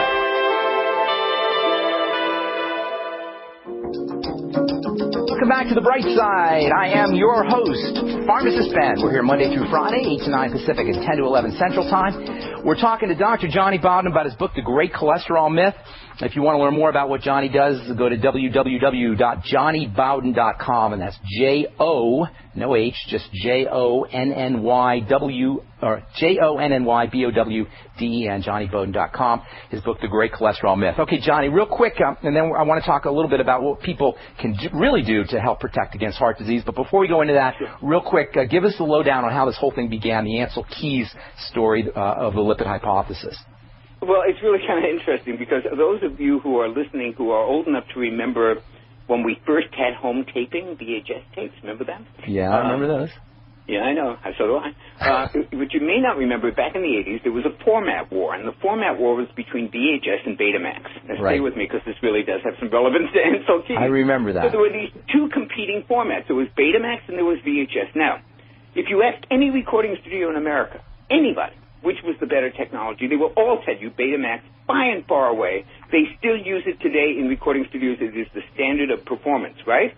What happened? But VHS won the format wars. Nobody has a Betamax. People have VHS. Why is that? They had a better ground game. They signed up more manufacturers. They did a better PR campaign. They got more movie studios to agree to release their movies on VHS. They won the campaign, but they were the wrong technology won. Well, now let's go back to Ansel Keys. Back in the 60s and early 70s, there were two competing theories about this supposed epidemic of heart disease that everybody was concerned with. Theory number one was advanced by Ansel Keys. He said, it's fat and cholesterol. It's fat and cholesterol that's doing it. Theory number two was advanced by a distinguished British physician named John Yudkin, and he said, sorry, dudes, the better correlation is with sugar. If you look at sugar and how inflammatory it is, and you do the correlations between sugar in the diet and heart disease, it comes out way better. Sugar is the culprit. Well, they had a battle, and the wrong theory won. Yudkin was right all along. It was sugar. Ansel Keys was wrong all along. It's not that in cholesterol, but he had a better ground game. He was persuasive. He was aggressive. He was a member of the American Heart Association committee. He got his guidelines approved, and basically, they're not bad guys. They just had competing theories, and the wrong one took hold. So that's how this whole mess got started. And now you're beginning to see a backpedal, and you're beginning to see even traditional cardiologists and even traditional doctors say, you know what, I guess that stuff's just not really panning out so much, and I think maybe, sugar is really turning out to be quite the dietary demon. And look at these studies that show cardiovascular problems, these studies that show a relationship to cancer. So we're now finally getting the memo that we kind of went down the wrong track with the Ansel Keys theory. How interesting. Now, the fact that sugar is really, really cheap and fat is really, really expensive comparatively, I wonder if that has something to do with it. More profit to be made? To try to Monday morning quarterback how all of this happened and how these cultural ideas get hold and then they become economic juggernauts like the cholesterol-lowering one. Yeah. We'll be sorting that out for years. But I am very convinced that 50 years from now, when we look back on how we treated heart disease, and we see this obsessive, insane concentration on this innocuous molecule which is necessary for life, and we can certainly talk about all the great things cholesterol does. When we look at this way of treating heart disease by simply lowering cholesterol with a drug that has numerous side effects that are very serious, we will look back and say, what were we thinking? Johnny, what about the idea, and I'm a pharmacist, what about the idea that you can drug yourself to health and wellness? What about that meme? What about that notion that people... It's idiotic. It's idiotic on the face of it. It's idiotic, and it's not just statin drugs. We don't condemn statin drugs in every circumstance. There are some limited circumstances, a very small population, middle-aged men who've already had a heart attack, in which there is a modest, way less than you would think, but a modest benefit of statin drugs. They do things besides lowering cholesterol. The lowering cholesterol is the least of what they do. They slightly lower inflammation, which is very important, which you can do with food and omega-3s. They slightly thin the blood, also something you can do with supplements and food. So they do have some modest benefit, but they are so overprescribed. They're prescribed for populations in which they have not been tested. Children, the idea of children on statins is horrifying. Unbelievable. How realistic is that? Waiting to happen. Are they really talking about that seriously? They are not only talking about that seriously, that is going to be a multi-million-dollar PR campaign. You will see it insidiously, where there'll be these little articles in the paper about, wow, our children have high cholesterol at a very early age. We should start treating them right now to prevent. You're going to see that. It's all engineered by the pharmaceutical companies. It is their chance to add 11 million customers in the United States alone. Of course they're going to grab it. So you think within a couple of years, or what kind of time frame are we looking at here? I think it's already happening now. I've already seen articles like that. And let me tell you something. Parents, if you're listening, your child's brain is not fully grown until he's 25. Okay? There are sections of the brain that simply do not finish completely growing until he's 25. Cholesterol is needed for thinking. It is needed for the sex hormones. There is no coincidence that there's an epidemic of erectile dysfunction on middle-aged men, and that there is also an incredible increase in the number of statin drugs. So this has effects on sexuality, on thinking, on memory, on all sorts of things. The idea of stopping cholesterol production in a child's brain that isn't even finished growing yet is the next thalidomide waiting to happen. Parents, if your doctor tells you to put your kid on a statin drug, I beg you, change doctors. Yeah. All right, we only got a couple minutes here, Johnny. What can people do if they're really serious about protecting themselves against heart disease? Okay, number one, eat an anti-inflammatory diet. As we talk about in the book, and I beg you read the book because it's important to know this, inflammation is at the cause of heart disease. Eat an anti-inflammatory diet. That includes fish, cold water fish, that have tons of omega-3s. Blueberries, little blue diamonds, you can get them in January. They're tasty. They come from Chile. They're fabulous for you. They're anti-inflammatory. Add in cherries and grass-fed beef with lots of omega-3. So an anti-inflammatory diet. Number two, manage your stress. Stress not only can kill you outright, it contributes mightily to heart disease in many, many different physiological ways, which we talk about in the book. Bottom line is, you've got to manage your stress. You have to have less toxicity in your life, whether it comes from the air and the water that we drink or if it comes from relationships. You need more peace in your life. These things all have profound effects on the heart. And most of all, get rid of the inflammation. You know, I got about 1 minute, but there's one thing that you talk about in the book which I found absolutely fascinating, and I don't talk about it a lot, unfortunately, but I probably should, especially after reading this chapter in The Great Cholesterol. And it's a great book, by the way, Johnny. Awesome job. Thank you. Tell me about, real quick, tell us about ribose. Oh, well, ribose is a sugar, and Dr. Sinatra calls it one of the awesome foursome for metabolic cardiology. The others being L-carnitine, coenzyme Q10, and magnesium. And these things work in a myriad of ways to basically create energy for the heart muscle. So they're just very wonderful for all those things. And athletes are even using ribose for its energy-enhancing qualities. And you can just get it straight at a health food store and just put it into water and drink it up? Pretty much. And it's sweet? It's pretty tasteless. Okay, tasteless. All right, well, that's it, Johnny. Thank you so much. Right. I appreciate you coming on board. Dr. Johnny Bowden, your website is johnnybowden.com. All right, we're talking still just a little bit longer about cholesterol and statin drugs. Got a few more things that I want to say about cholesterol and the silliness of this so-called cholesterol hypothesis. Yesterday we talked to Johnny Bowman about his book, The Cholesterol Myth. And we're just going to touch on a few more things about cholesterol, and then we're going to go into why you never, ever, ever want to take a statin drug. You never want to take any drug that you need to be on for the rest of your life. What is that telling you about your doctor and about the medical model and about health care in general? If you have to stay on a poison prescription drug for your whole life, are you meaning to tell me your doctor can't figure out how to lower your blood pressure or protect your heart without poison medicine? Is that the case, physicians? You need these kinds of pharmacological agents to deal with your patient's health? Well, I'm here to tell you, folks, there isn't a single drug on the planet that you need to be on for a long period of time, for a indefinite period of time, with the exception of antibiotics and pain pills and the occasional chemotherapy that may be helpful. There's no prescription drug that you ever want to be on for any length of time. As far as cholesterol goes, we talked all about how you need cholesterol, how it's arguably the single most important biochemical in the body, and to mess around with your cholesterol-making machinery is folly at its finest. Now, if you're a good boy or a good girl and you follow the American Heart Association's guidelines and have your cholesterol checked every 5 years or more, depending on your history, they'll tell you that your cholesterol has to be less than 200. Now, it's measured in milligrams per deciliter of blood. A deciliter is 100 milliliters of blood. So when they say 200, they're talking about 200 milligrams per 100 milliliters of blood. So your total cholesterol has to be 200 milligrams per deciliter. Your HDL has to be higher than 40, and your LDL has to be lower than 100 or 120. Now, if horror of horrors, your total cholesterol is higher than 200, or your HDL is lower than 40, or your LDL is higher than 150, guess what? You're going to be getting a poison statin drug. Yes, a poison drug, a substance that has to be processed by your body's poison control system. When I say drugs are poisons, I'm not talking poetically. I'm not talking metaphorically. I'm not making some kind of allegory here. What I'm saying is, I'm saying that your body's poison control center, the poison detoxifying enzyme system in your liver, has to detoxify this stuff. Now, who thinks that's a good idea?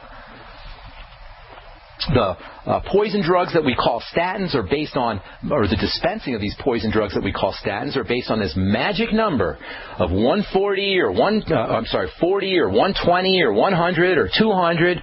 And where do you suppose these magic cutoff point thresholds numbers come from? Why is 200 milligrams per deciliter and 40 milligrams per deciliter or 100 milligrams per deciliter? Where are they? How did they get to become some kind of magic threshold cutoff points for determining whether you need to be poisoned or not?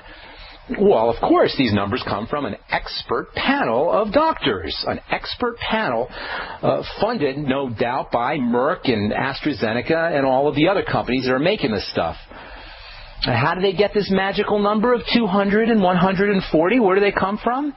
Well, because they're experts, because they said so. I'm not kidding you, folks. There's no proof here. There's no studies here. These are just magical numbers that are nothing more than gifts to drug companies. The drug companies are the winners in the game of lowering cholesterol, not me and not you. And by the way, these guidelines were changed in 2004 to make sure there's even more victims of this cholesterol-lowering nonsense. It used to be that you wouldn't get drugged unless your LDL was 150. Then it got lowered to 100 or 120. Some doctors will actually tell high-risk patients to get their LDL down to 70 milligrams per 100 ml. And remember, LDL, this is important stuff. This so-called bad cholesterol is critical for your immune system. LDL is actually delivering cholesterol to tissues and organs where it's doing its work. There's no bad in LDL. There's no bad cholesterol, and there's no good cholesterol. It's just cholesterol, as we said before. What I'm telling you folks here, there's nothing magical or special about these numbers. They are little more than arbitrary and next to meaningless when it comes to assessing the risk of a heart attack. You can die of a heart attack regardless of your cholesterol number. You can have high LDL and live a nice long life. You can have low LDL and have a heart attack. You can have high HDL and have a heart attack. You can have low LDL and live a great long life. You can have high cholesterol. And by the way, they invented this HDL and LDL nonsense because they found that the cholesterol hypothesis wasn't working. They noticed that you could have super high cholesterol and live just fine, or you could have low cholesterol and have a heart attack. So they said, well, there must be something else going on. Oh, HDL, LDL. This is where this whole nonsense about HDL and LDL come from, to add to the nonsense about lowering your cholesterol. So unless you have stock in a statin company or you want to help your doctor pay for his mortgage or his Mercedes, don't waste your money on cholesterol testing. Don't waste your money on statin drugs. And that's all I want to say about cholesterol. I do want to get into the statins and tell you why you would be wise to stay away from Mevacor and Lipitor and Zocor and all the other pharmaceutical toxins that so many millions of Americans line up willingly to take, all in the name of keeping our body from making this incredibly, awesomely, stupendously important critical biochemical called cholesterol that's associated with the great cholesterol con, the statin scam. We'll talk about statins when we come back from our break. I'm Pharmacist Ben. You are listening to The Bright Side. Our number is 866-582-9933. We're welcoming your phone calls today, 866-582-9933. Don't go away. We'll be back right after this.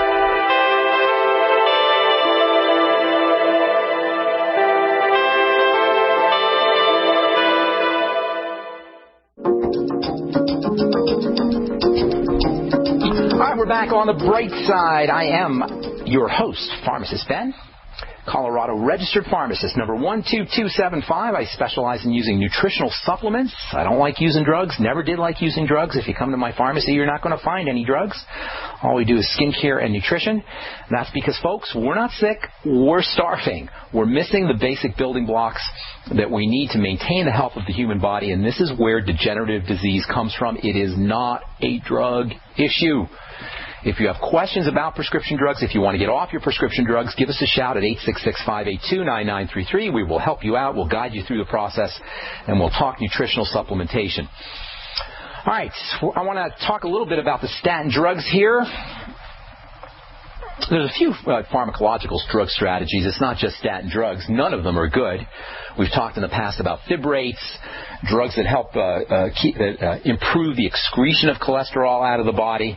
What we're really doing when we talk about using these substances for lowering cholesterol, we're talking about dumbing down the body's ability to use this stuff. In the case of the statin drugs, we're talking about poisoning the machinery that's responsible for making cholesterol. This is not a good strategy. This is a very bad strategy.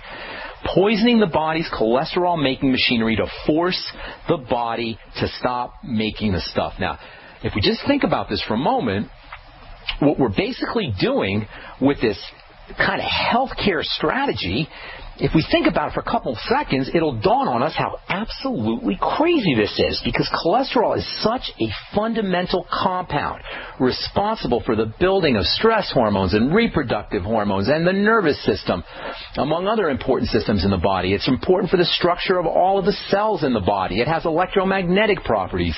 It's activated by the sun to produce a little energy battery. It's in the skin where it acts to keep water from leaving. It's the quintessential skin moisture factor. To poison the cholesterol-lowering machinery is foolhardy, and this is why there is an almost endless stream of research that implicates statin drugs in side effects ranging from mild fatigue, chronic fatigue syndrome, to memory problems, to serious muscle disease, to full-blown diabetes. Statin drugs are the most prescribed class of drugs in America. Do you know 1 out of 4 Americans over the age of 45 is taking at least one of these things? That's incredible, folks. 1 out of 4 Americans over the age of 45 is on a drug to lower their cholesterol.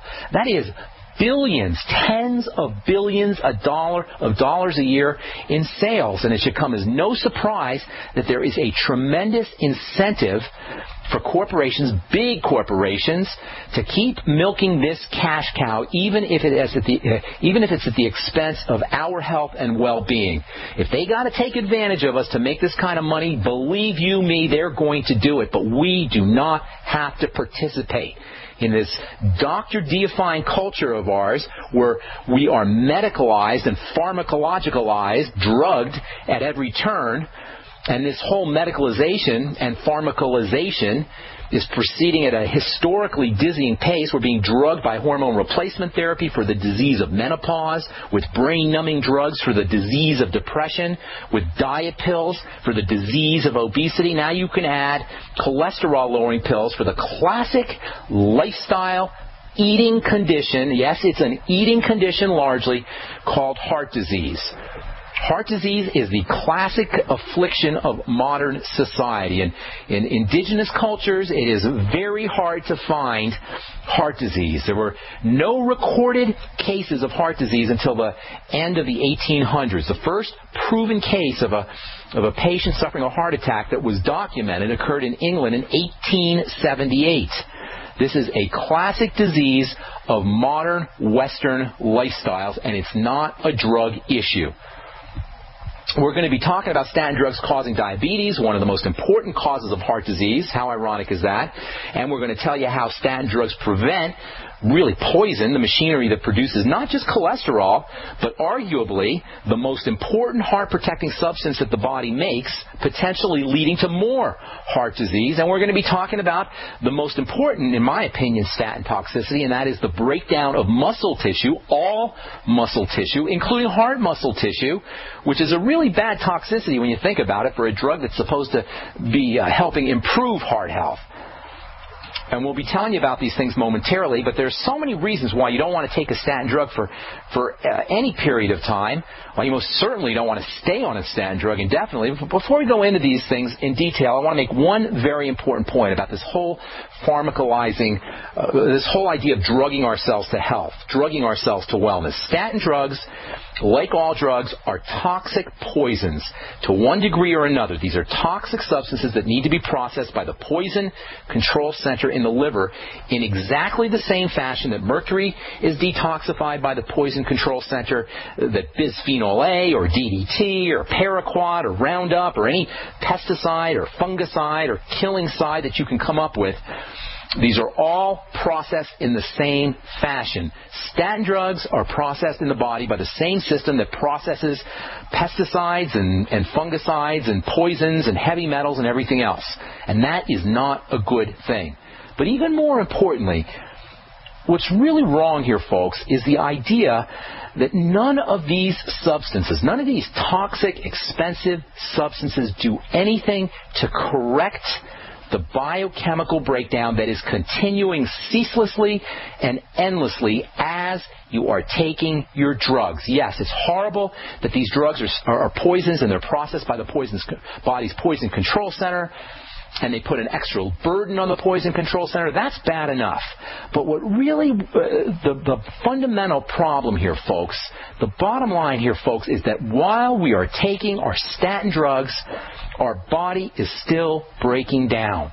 Our heart and our cardiovascular system, our circulatory system, is still breaking down. So you're taking your statin drugs, you're not doing anything to improve your health, you're burdening your body's poison control system, and all the while, your heart disease, your circulatory disease, this breakdown that's occurring in the cardiovascular system is still going on. This is so important to understand. This is the 600-pound, stinky, smelly, flea-bitten gorilla in the living room. You're still dying. You're taking your statin drug. Your HDL levels may be changing a little bit. Your LDL levels may be changing a little bit. Your cholesterol may be lowered, but you still have the biochemical issues that cause the heart disease in the first place. What I'm saying is this, folks. You're taking a statin drug, and even in the highly unlikely event that you've lowered your risk of a heart attack, the biochemical deficiencies, the biochemical breakdowns that cause the heart health issues in the first place are still occurring. Your digestion is still whacked out. Your bile and your liver are still messed up. Your blood sugar is still way off the mark. Your body is still not responding to insulin. Your adrenals are still fatigued, and you're still hypothyroid, and there's no drug on planet Earth that can help you with any of these things. These are all the issues that cause the body and the heart to break down in the first place, and you still have them. The statin drugs did nothing to address this. These are all the issues that cause the body to break down in the first place, and they're still occurring in the same destructive and violent pace that they were occurring before you wasted your money and your time and added to the toxic burden in your body by taking your statin drugs. All right, this is so important, folks, and there's lots more I want to say. We'll continue this discussion when we come back from our break. I'm Pharmacist Ben. Our number is 866-582-9933. We'll be back after this.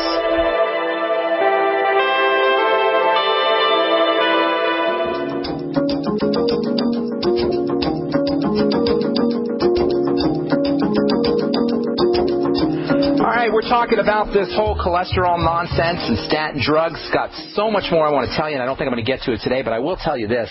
If you're really interested in lowering your cholesterol, the most important thing you can do is reduce your intake of insulin-spiking foods, period. When you start to reduce your intake of insulin-spiking foods, your cholesterol levels will drop like a stone, your blood pressure will drop, and you will lose weight to boot. And you won't even have to try insulin-spiking foods, meaning foods that raise blood insulin levels, foods that raise your blood sugar, breads and pastas and all your refined carbohydrates, sugar, which is truly a deadly poison. I don't want to beat up on sugar too much. By sugar, I'm talking about glucose and sucrose and fructose, these simple sugars. In addition to all your refined carbohydrates and snack bars. And pretty much, folks, if you like it, it's sugar. And these are the foods that raise cholesterol dramatically. On our next program, I'll tell you about how this whole, what this connection between sugar and refined carbohydrates and elevated cholesterol is. But for now, understand that elevated cholesterol is a classic sign of blood sugar gone crazy. This is why diabetics all know that one of the side effects or one of the associated effects of diabetes is elevated cholesterol. They go hand in hand. Elevations in cholesterol go hand in hand with blood sugar problems, as does hypertension, high blood pressure, and as does what was the other thing I was going to tell you about? Weight loss, obesity.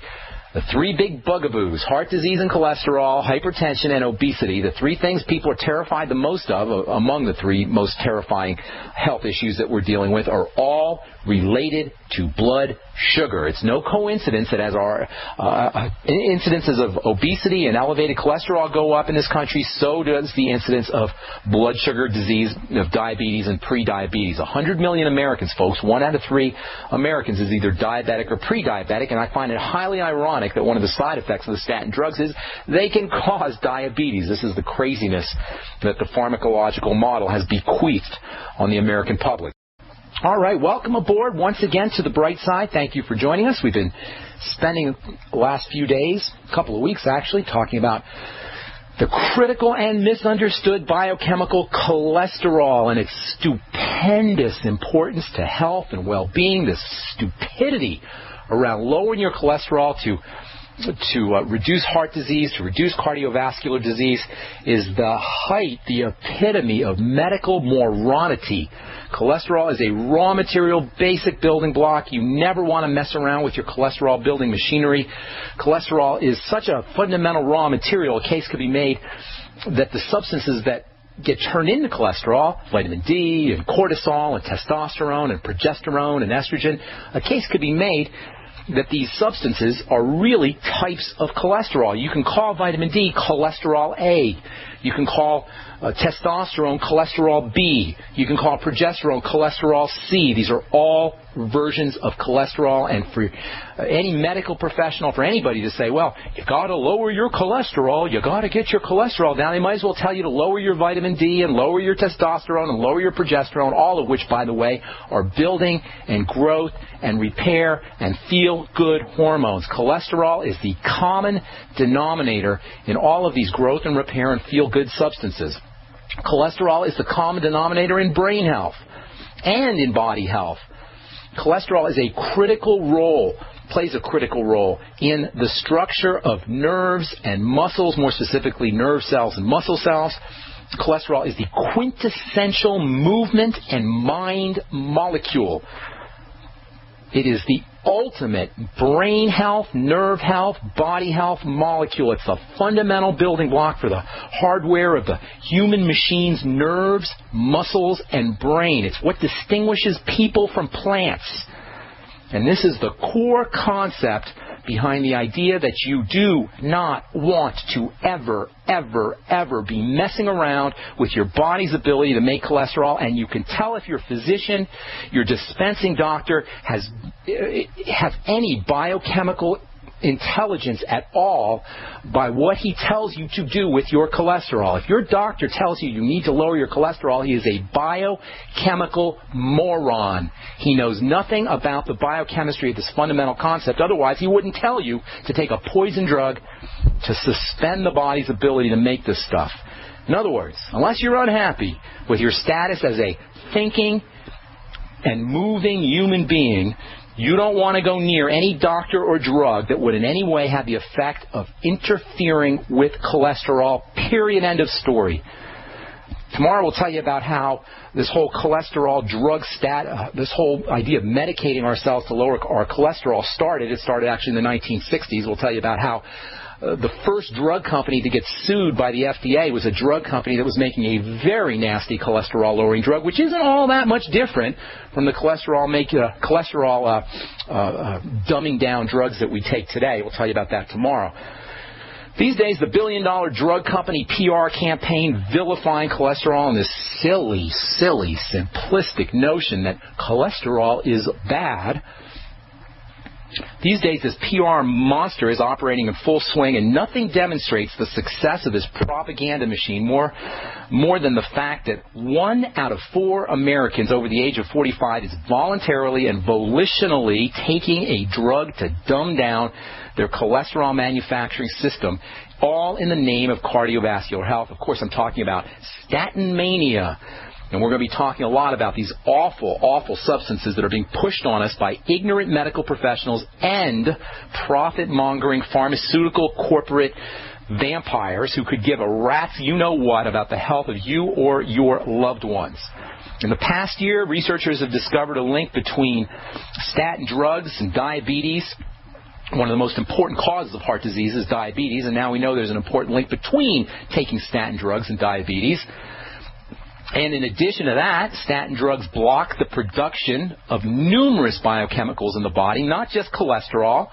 They block the production of other biochemicals in the body, which are among the most important anti-aging, liver-supporting, and brain and heart-protecting substances that the body makes. So you take a statin drug to protect your heart, and you knock out your body's ability to make some very important biochemicals, which, ironically, are very important for heart health. And then there's the most important and ironic statin toxicity, and that is the breakdown of muscle tissue. Statin drugs lead to muscle-wasting diseases, not a surprise when you understand how important cholesterol is to muscle health.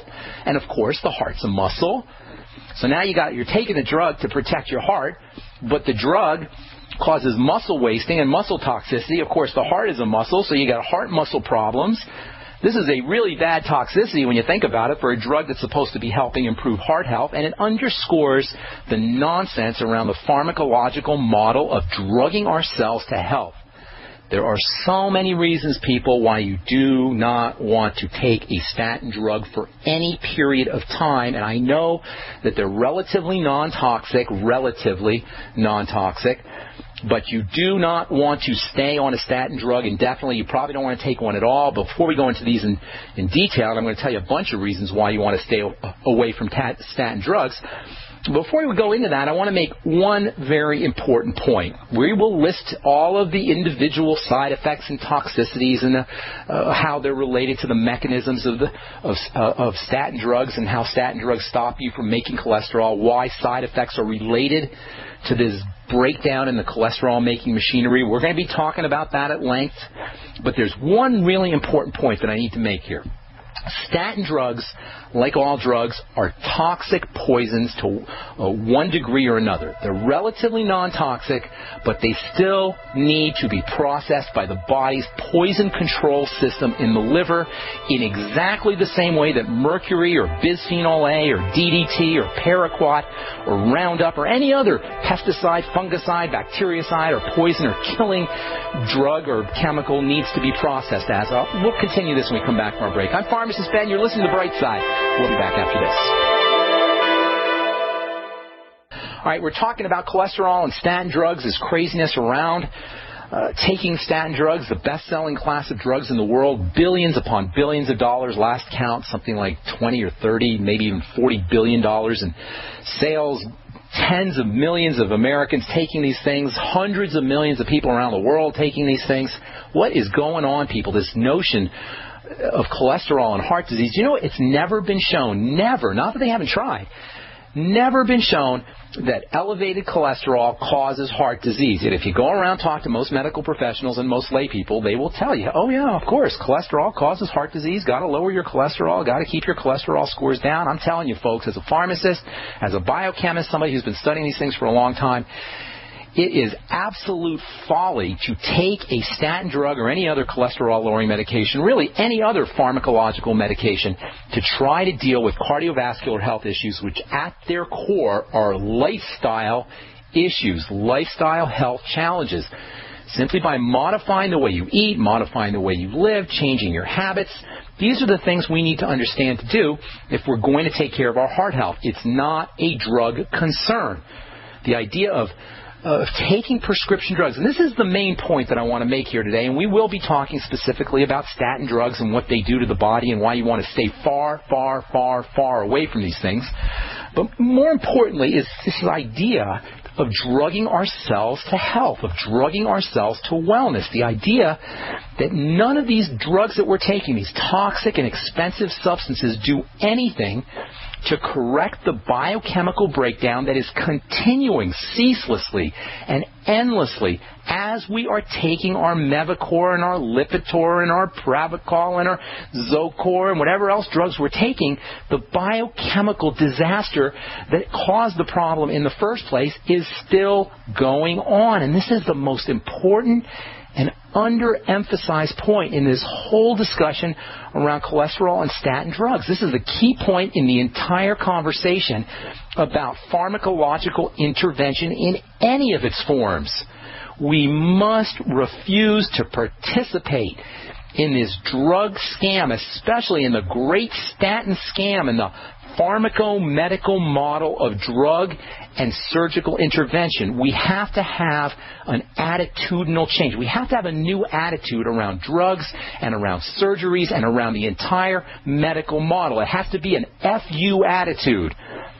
It's the same FU attitude we should be applying to McDonald's and Taco Bell and Keebler and General Mills and Pepsi and Walgreens and Merck and Pfizer and all the other twisted, evil, hateful disguises that the tyrannical, totalitarian, humanity-hating forms that these corporations, these shape-shifting machine corporations take. Not participating requires an attitudinal change that recognizes that it's an attitude. Don't buy into the corporate medical pharmacological model. It's not created by our friends. It's not created by anyone who loves us. These people do not love us. They do not care about us. And if we were to be a casualty of their deceit, a side effect of their deceit, they will lose zero sleep over our misery. What I'm saying is this. If you are taking a statin drug, and even in the highly unlikely event that you've lowered your risk of a heart attack, the biochemical breakdown that caused the heart health issues in the first place are still there. Your digestion is still whacked out. Your cholesterol may be lower. Yeah, great. But your digestion is still whacked out. Your bile and your liver are still messed up. Your blood sugar is still way off the mark. And your body is still not responding to insulin. Yes, your cholesterol may be lowered, but your adrenals are still fatigued and you're still hypothyroid, and these are all the issues that cause the body and the heart to break down, and we still have them. Yes, our cholesterol may have been lowered, but we still have the bodily breakdown. It's still occurring at the same destructive and violent pace. Our bodies are still breaking down. We're still aging at an accelerated pace. We're still running the same higher risks for all degenerative diseases. Oh, but our HDL is a couple points higher, and our LDL is a couple points lower, or our TSH or our blood pressure is a little lower, a little higher, whatever test score that we're measuring has changed a little bit, but our body is still breaking down. And this is why the medical model is a failure, an utter and abject failure. For some crazy reason, we believe we can be doctored into health. And I'm telling you right now, folks, your health is not a drug issue, and it's not a doctor issue. Doctors play a great role. They're there to stitch you up if you get hit by a car, period. This idea that doctors are responsible or even should know anything about day-to-day health is a scam of the highest degree.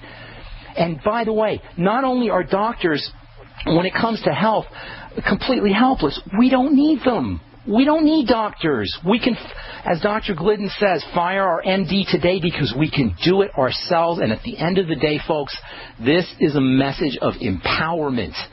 It's a message that says we can take control of our health ourselves without doctors, without drugs, without insurance companies, without Obamacare. If you have a major medical issue where you get hit by a car or a meteor falls on your head or whatever, that's a completely different animal. What I'm talking about is day-to-day health, and the job of a doctor should have nothing, zero, zippo, nada to do with our day-to-day health or the day-to-day health of our families. Now, as far as specific problems associated with statin drugs go, there's a bunch.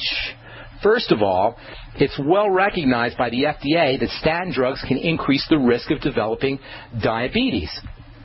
Even the FDA says this. Now, if you take a drug that increases your risk of diabetes and you're taking this drug for supposedly for your heart, can you see a little disconnect here?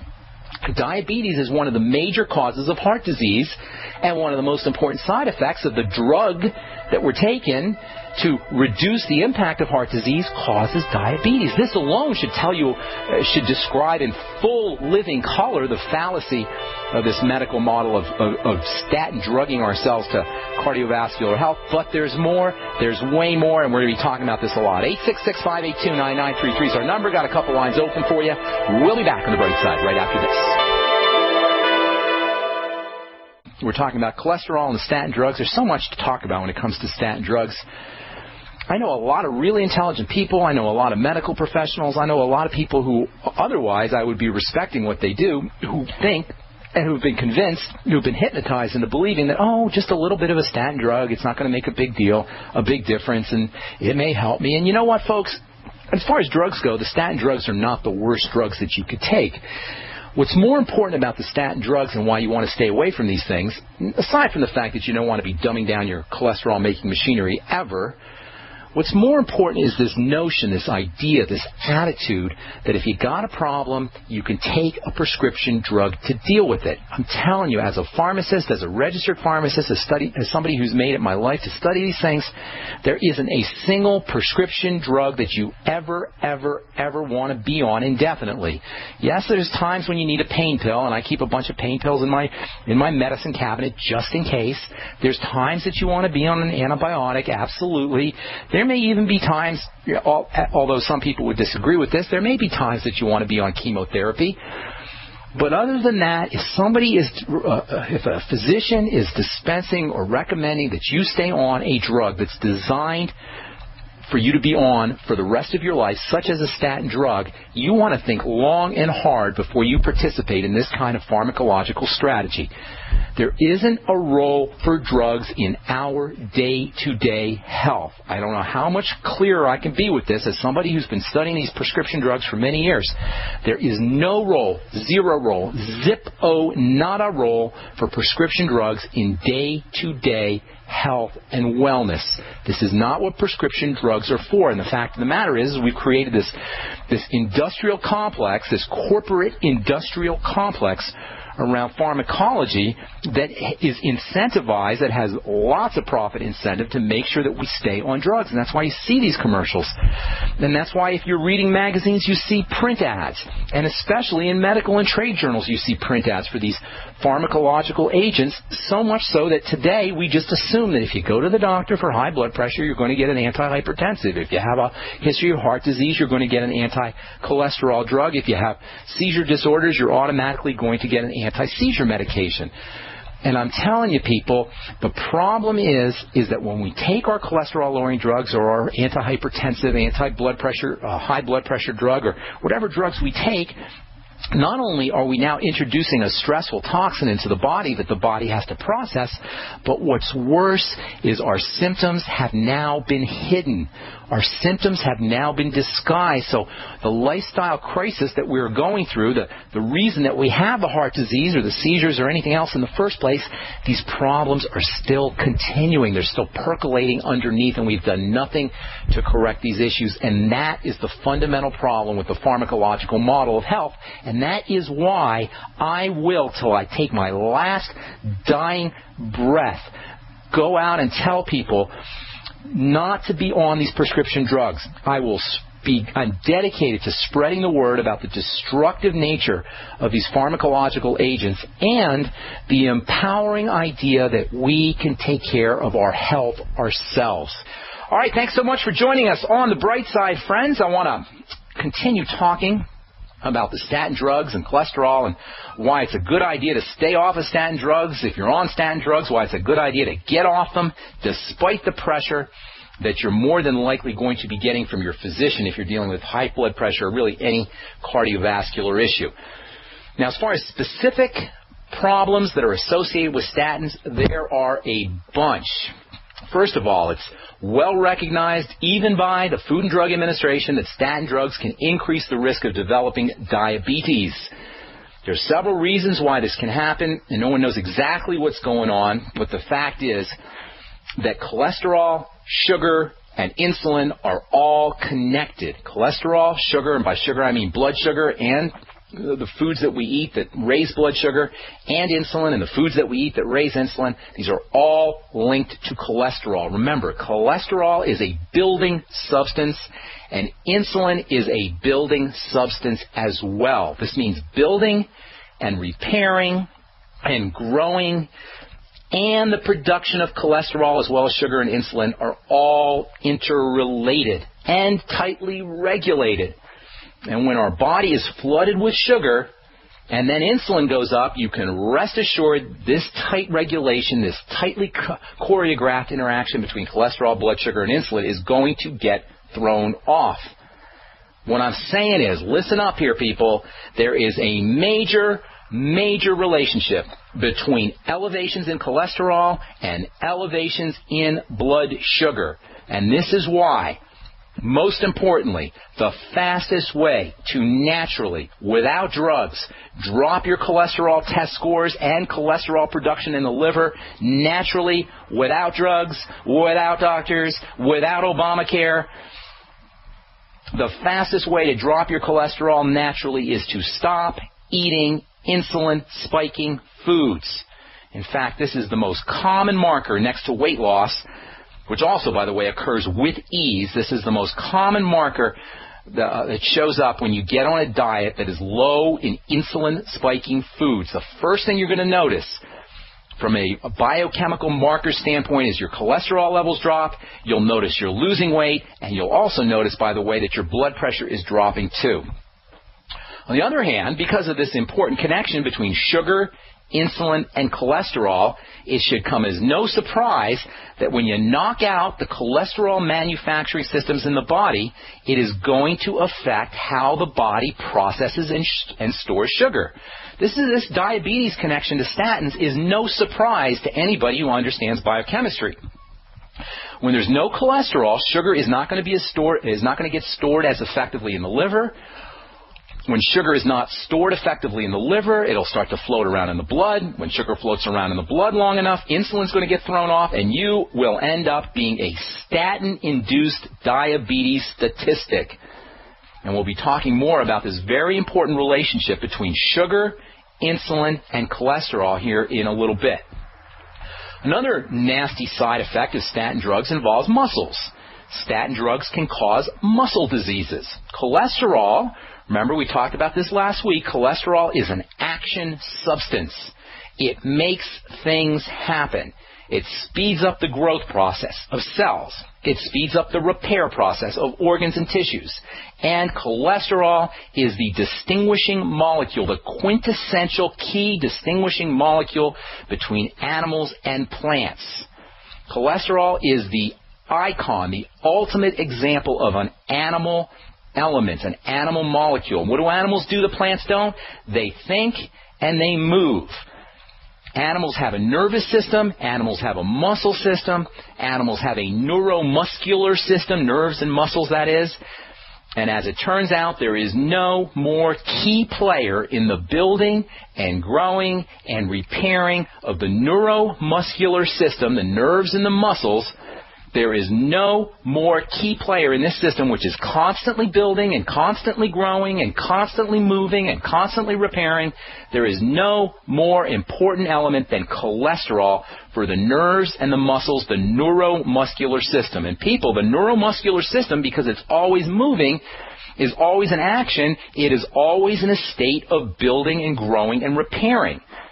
This system, the neuromuscular system, is using huge amounts of cholesterol. If you want to get a neuromuscular disease, if you want to induce a neuromuscular disease, if you want to initiate or cause a nerve muscle disease, there aren't many better ways than to force the body to stop making cholesterol.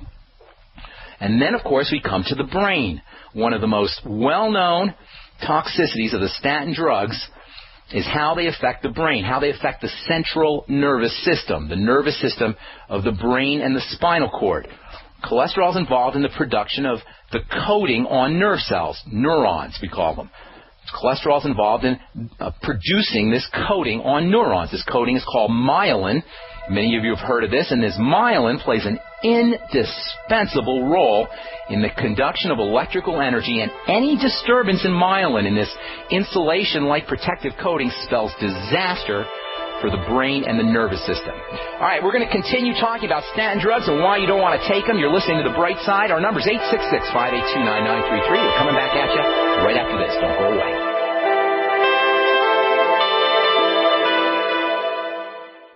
Continuing on with statin drugs, why you don't want to take any statin drugs. If you're on a statin drug, why you want to get off statin drugs.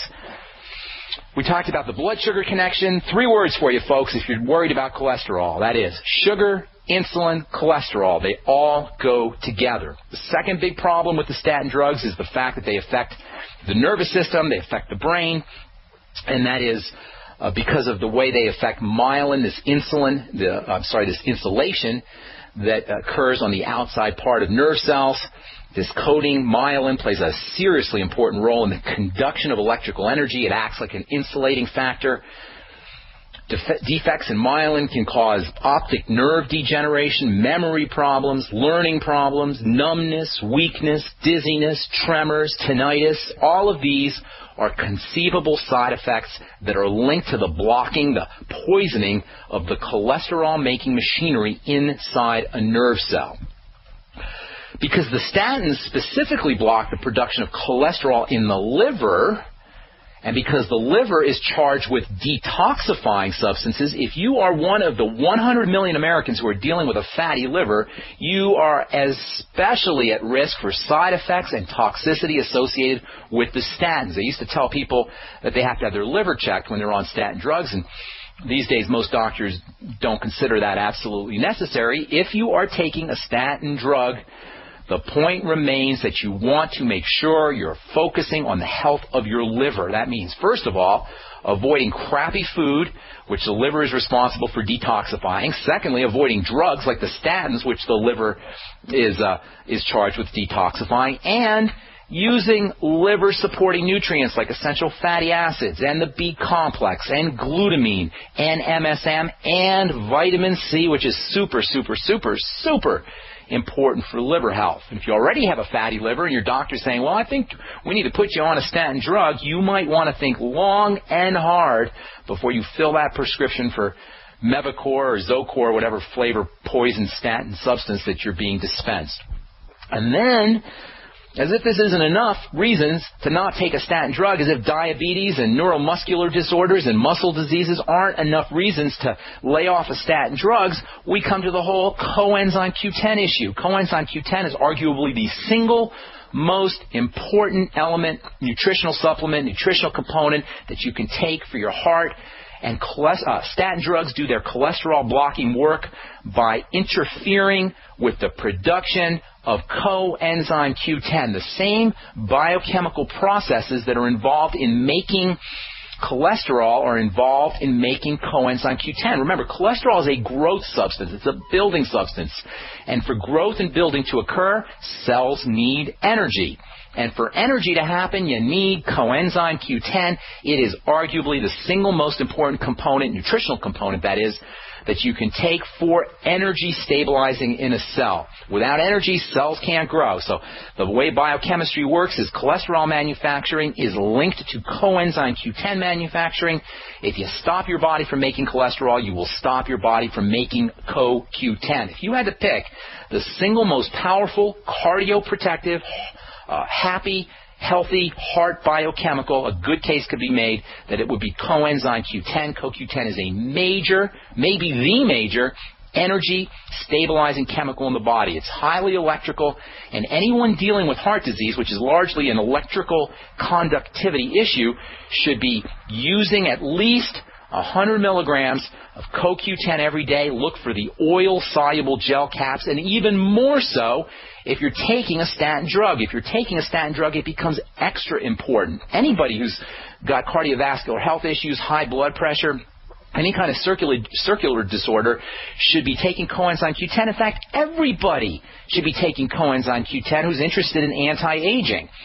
And if you're on a statin drug, it is doubly important, triply important that you supplement with CoQ10. Hopefully your doctor is smart enough to tell you that when he prescribes a statin drug. Pretty much anyone interested in nutritional supplementation and anti-aging nutritional supplementation would do well to make sure they're getting a daily dose of coenzyme Q10. Like cholesterol, it is a very, very, very, very important biochemical. How ironic is it that in the name of protecting your heart, a doctor will dispense a medicine that suppresses the heart's most critical, or at least one of the most critical, naturally produced chemicals in the entire realm of biochemistry? How ironic is it that in the name of saving you from heart disease, a doctor will give you a drug that suppresses the body's manufacturing of one of its most important heart-healthy compounds, coenzyme Q10. Remember, folks, all disease is cell disease. All disease. Cardiovascular disease is cell disease. This means that all diseases are the result of cells not doing something or doing too much of something. Cells misbehaving. Cells gone wild. This is all disease. Sometimes it's hard to make this connection of cell disease, of all disease being cell disease. Sometimes it's hard to make this connection between our symptoms, between how we're breaking down, and how cell disease is related to the specific breakdown. Yesterday we talked about macular degeneration. Now, when the average medical professional or layperson thinks about macular degeneration, they're not going to be thinking about cells. We didn't even talk really about cells yesterday when we talked about macular degeneration. It just doesn't cross our minds when we're talking about organs and tissues and symptoms. But indeed, macular degeneration is a cell disease. It's a disease of the cells of the macula cells. They're called rods and cones. Macular degeneration is a cell disease, just like osteoporosis is a cell disease. It's a disease of bone cells, just like a heart disease is a cell disease. It's a disease of heart cells. In the case of elevations of cholesterol, you're dealing with a breakdown in the way cells handle and manufacture and process cholesterol. Elevations in cholesterol is a cell issue. Basically, cells are making too much cholesterol. Liver cells, nerve cells, blood cells, anywhere. Really, it doesn't matter. The point is, cholesterol manufacturing at the cell level is messed up. All disease is cell disease, and hypercholesterolemia, too much cholesterol in the blood, is likewise a cell issue. All right, you're listening to The Bright Side. Got tons more to talk about with the statin drugs and cholesterol, and we'll take your phone calls as well. 866-582-9933 is our number. We're coming back right after this. All right, so we have been talking about the statin drugs, and actually we've been talking about cholesterol. We're going to be talking about the statin drugs. We've talked about how cholesterol is an electrically active molecule. It's activated by the sun. It gets turned into all kinds of things. In fact, when we say that cholesterol gets turned into raw materials, like steroid hormones, like cortisol, like your growth and rebuilding hormones, like vitamin D, which is a major growth and rebuilding vitamin. When I say cholesterol gets turned into these substances, a more graphic way of looking at it, a more impactful way of looking at it, is to think of vitamin D as a type of cholesterol. It's to think of estrogen and testosterone and the building hormones as types of cholesterol. It's to think of progesterone and pregnenolone and DHEA. All of these things are so important for health. And when we say that cholesterol gets turned into, or cholesterol is a raw material for these substances, it doesn't quite have the same impact as if we say vitamin D is a type of cholesterol. Testosterone and the building hormones are types of cholesterol. Cortisol is a type of cholesterol. Do you really think it's a good idea to be forcing your body to stop making cholesterol and types of cholesterol like vitamin D and testosterone and cortisol, all of these steroid and building and repair and defense hormones that help us handle the ups and downs of life, that initiate the repair process when the breakdown process is kicking into full gear? Remember, breakdown is supposed to lead to build up. The body's always breaking down, but it's supposed to, in a healthy body, initiate build up. Breakdown is supposed to initiate build up. And this kind of mechanism where the building process is turned on by the breakdown process is controlled to a large extent by what we call on the bright side, the growth and building hormones. And they come from cholesterol, people. It's almost like there's like this war against the growth and rebuilding systems of the body. It's like the medical establishment has declared war on our ability to grow and repair. That's why you hear about the sun. Everybody's afraid of the sun. Oh my God, you got to stay out of the sun. Dermatologists say, oh, you got to stay out of the sun. The sun's responsible for aging, blah, blah, blah. Well, via this cholesterol connection, the sun turns on the growth and repair process. The sun, literally, we are solar beings. We are turned on. Our growth and repair chemistry is turned on by the sun. How do you like that? Literally, we are photosynthetic beings. Photosynthesis is usually applied, the idea of photosynthesis is usually applied to plants. say plants photosynthesize what they need. They live in the sun. They need the sun. We all know that. Nobody thinks that's a miracle. Well, guess what? You and I and our bodies are photosynthetic too. We get our chemistry turned on by the sun. There's little molecules, of which cholesterol plays a vital part, in the skin that have change shape in response to the sun. And when they change shape, that is a kind of activation. These things are called sulfates, by the way, some of them. There's other ones we're going to talk about next week that are involved in brain health. The sun turns on brain health. The sun turns on digestive health. The sun turns on the immune system. The sun turns on growth and repair. Yet we have this battle being fought by the medical establishment to keep us out of the sun. Same with cholesterol. Cholesterol is, I don't want to say the quintessential building molecule. I'm going to tell you about another building molecule that's even more important than cholesterol here in a little bit. But cholesterol is a super mega important growth and repair and building molecule. And if your doctor tells you anything about lowering cholesterol, he needs to go back to Biochemistry 101 and learn what cholesterol is. Cholesterol is a major part of the body's ability to grow and repair and to build. And along with the sun, it's like it seems to be the victim of a concerted effort by the establishment, the medical establishment, to keep us deprived of this stuff. All right, so I want to talk about one last thing when it comes to cholesterol, and we're going to talk about the statin drugs and why you never, ever want to take a statin drug, even though these days the drug companies are on the lookout for more and more uses for the statin drugs. If you follow pharmacology, if you're interested in pharmacology, there's a huge push that you could find described in research literature, a huge push to use the statin drugs for cancer and to use the statin drugs for immune diseases and to use the statin drugs in children. And they're constantly looking for ways to get us on more statin drugs. I'm going to tell you about why that is and why you don't want to fall into line the way start dancing to the tune that the medical model is playing for us. So anyway, one last thing I want to talk about cholesterol, then we'll get into the statin drugs, and that is cholesterol's relationship to digestive health, to the digestive system. Cholesterol is vitally important for the digestive system, specifically important for digestive juices, specifically for the most significant of the digestive juices, and that is the stuff called bile. Now, you don't hear a lot of folks talking about bile and the importance of bile. I don't hear a lot of doctors talking about the importance of bile. But you're going to see here in a second why cholesterol, keeping your cholesterol levels up, is one of the most important things you could do for your heart.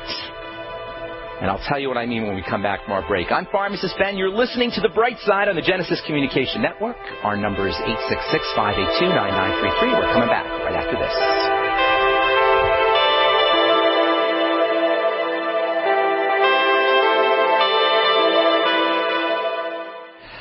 We're talking about cholesterol, and it's linked to the digestive system, and via its link to the digestive system, to the heart. Because of its importance to digestive wellness and the absorption of nutrients, it plays a critical role for heart health. Cholesterol is important for your heart. Not lowering it, keeping it where it needs to be, helping your body maintain its cholesterol manufacturing processes. And this is because of bile. You don't hear a lot of folks talking about bile, but on the bright side, we talk about bile every week. Probably every show. It's incredibly important for nutrient absorption. Fat absorption is the hardest thing when it comes to digestive health. The digestive system is the core of everything, and the core of the digestive system is fat absorption. This is what gallbladder issues are about, and liver issues are about, and sluggish blood is about. Fat absorption issues. Problems with fat absorption. You never want to be messing with this vital and vulnerable system, the fat absorption system. And knocking out your body's ability to make cholesterol via this bile connection is a great way to put a kink in your digestive weaponry, your digestive absorption weaponry. Cholesterol gets turned into bile, like cholesterol gets turned into all these other things. Are you noticing that cholesterol is getting turned into a lot of stuff? And when I say turned in, I mean basically bile is a type of cholesterol. It's not quite as close to cholesterol as the steroid hormones are only like 1 or 2 steps removed from cholesterol, but still, bile can be thought of as a type of cholesterol. It makes it more graphic. It gives you a better image, a better reason why it's so crazy to play around with your why I say it's so crazy to play around with your cholesterol-making machinery. Gallstones are an obvious defect of the bile system. Gallstones, big problem.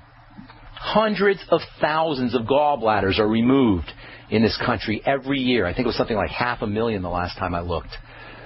Doctors love taking out gallbladders because it's not going to kill you to have your gallbladder out, so it could be a very lucrative surgical procedure. Now, I'm not saying that doctors are taking out gallbladders just for the money, although some people might.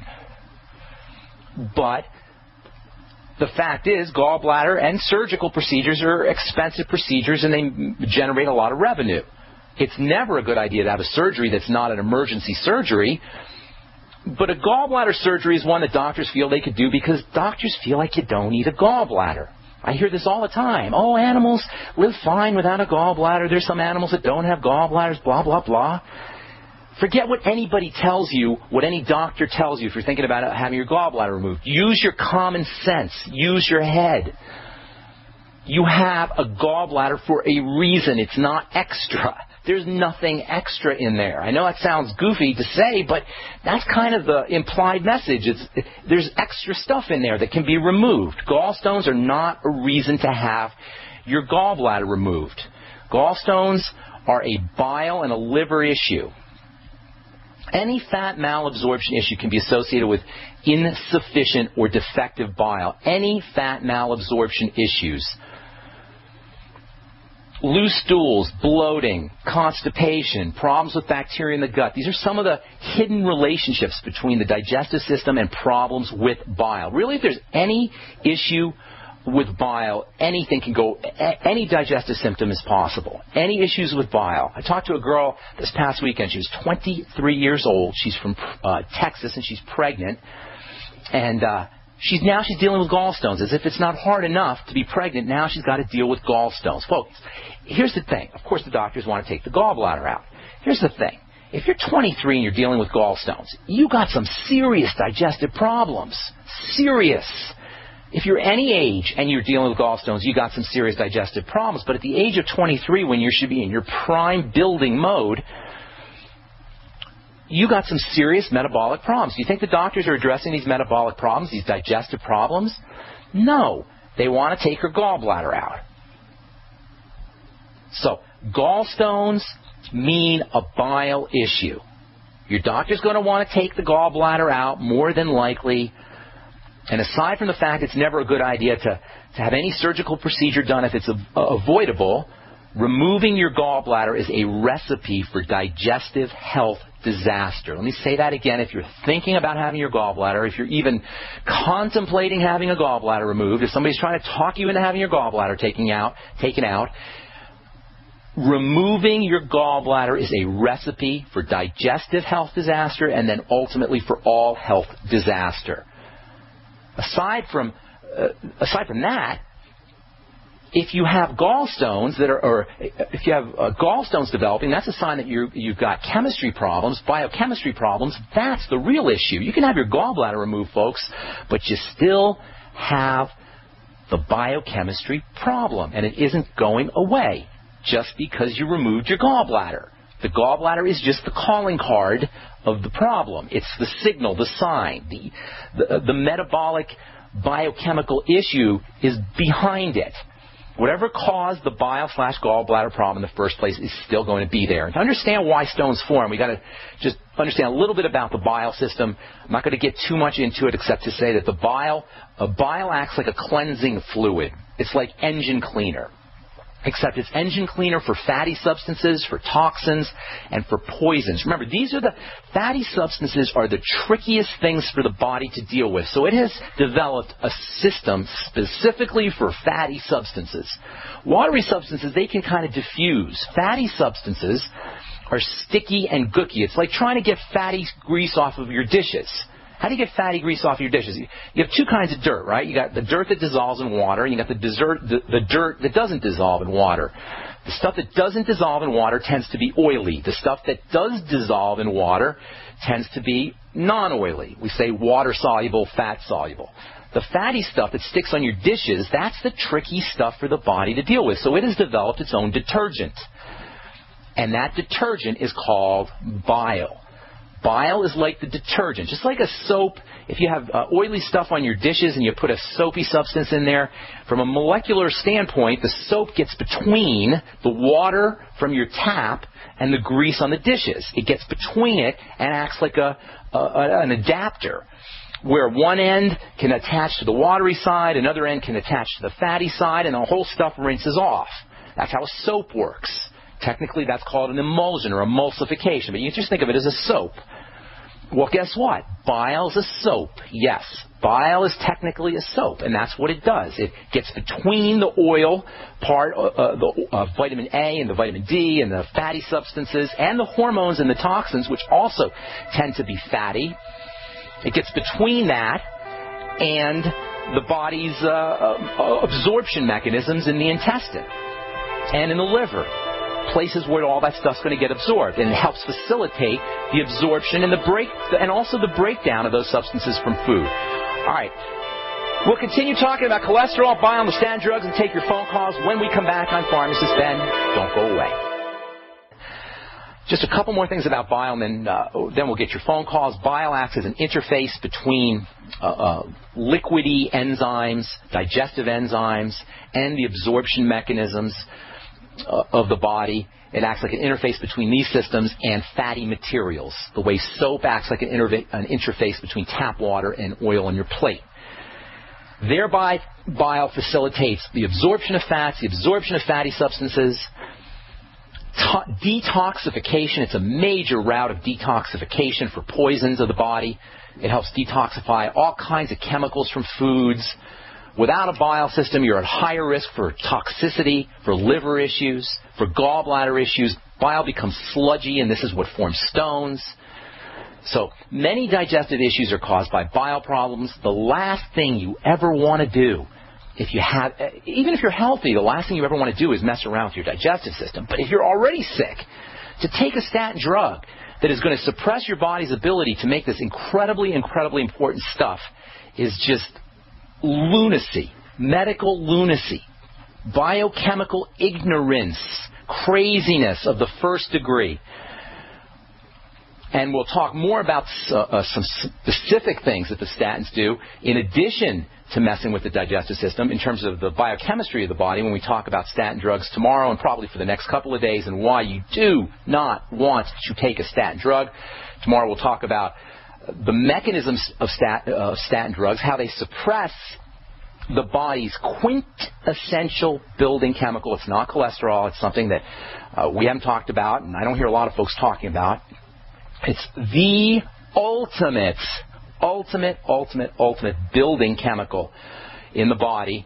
And this is why messing with your cholesterol suppresses, it's designed by nature, folks, and I'll tell you what I mean by this tomorrow.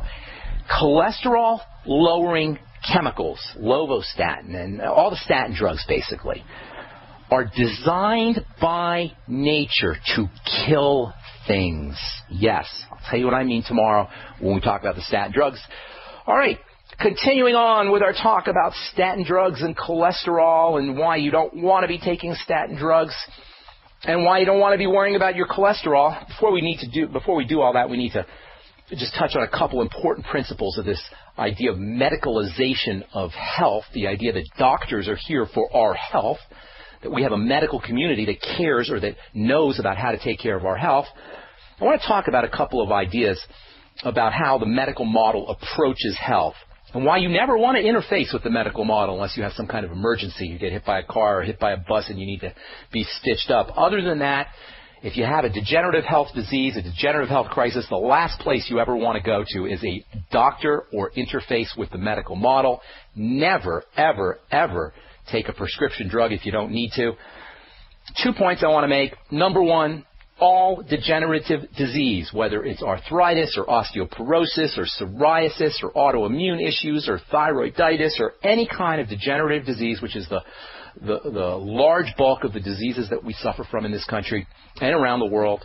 If you're dealing with any degenerative disease, know this: all degeneration results from one thing and one thing only, and that is cells doing the wrong thing. A cell is a little tiny animal. It's a little tiny entity that is the fundamental building block of life, whether it's plant life or whether it's animal life.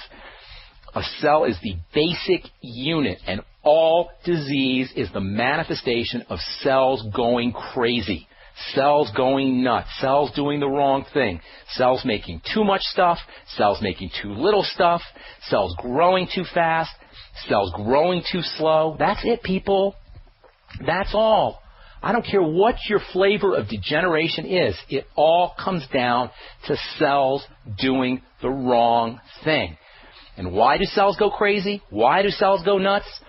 Starvation, suffocation, toxification, resulting in micro-inflammation. And that is it, my friends. And you know why you don't hear your doctor telling you anything about this? You know why your doctor isn't going to tell you that all disease is cell disease? Because doctors cannot do anything for a cell. The medical model is helpless at the cell level.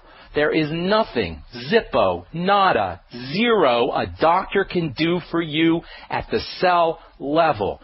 The only thing the medical model can do when it comes to cells is poison them. That's it. That's how pharmacology works. Who thinks that's a good idea?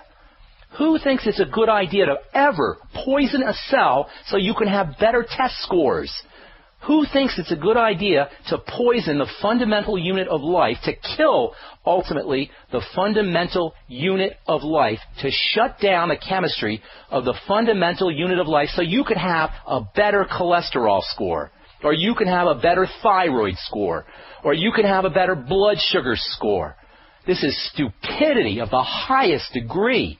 Not just medical stupidity, it's complete stupidity. And this brings us to the second important principle, which is this: the pharmacological approach.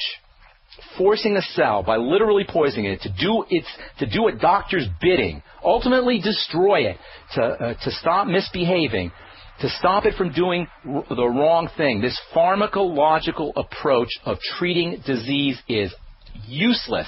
It is failed, and it is why the medical model is a complete 100% abject failure. With the exception of antibiotics and the occasional chemotherapy and pain pills, this medical pharmacological model is an utter and useless failure. And if we participate in it, it's our bad.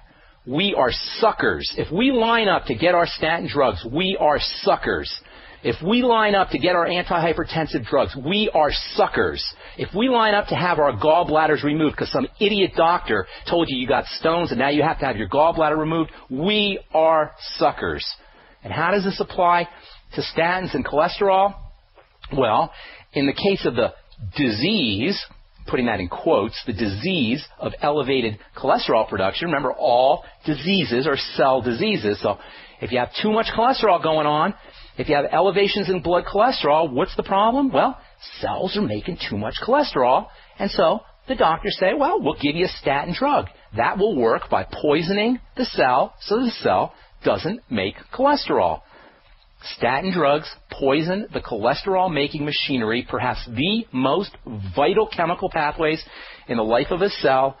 Statin drugs work by poisoning this machinery. And all of this means that if you really want to take care of a cell making too much cholesterol without resorting to drugs, without resorting to poisoning the cell, if you really want to take care of a cell making too much cholesterol and you don't want to stand in line for prescription drugs and you don't want to interface with the medical model and you don't want to deal with Obamacare, we need to understand why a cell is going crazy. We need to understand why a cell is making too much cholesterol. And even more fundamentally, even more importantly, we have to understand, why does a cell make cholesterol in the first place? What is up with cholesterol? What exactly is the deal with cholesterol? If we're going to understand how to really address this issue, we need to understand some basic biochemistry. We'll talk about that when we come back from our break. I am Pharmacist Ben. You're listening to The Bright Side. Our number is 866-582-9933. We're coming back at you with more good health information right after this. Don't go away.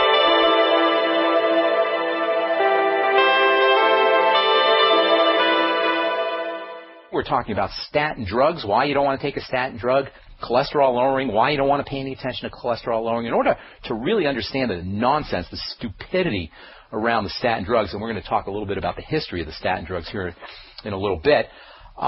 In order to understand the nonsense around cholesterol lowering as a strategy for taking care of your heart, pharmacologically poisoning a cell's cholesterol-making machinery, in order to understand this nonsense, we've got to talk a little bit about cholesterol. What exactly is cholesterol, and why does a cell make cholesterol in the first place?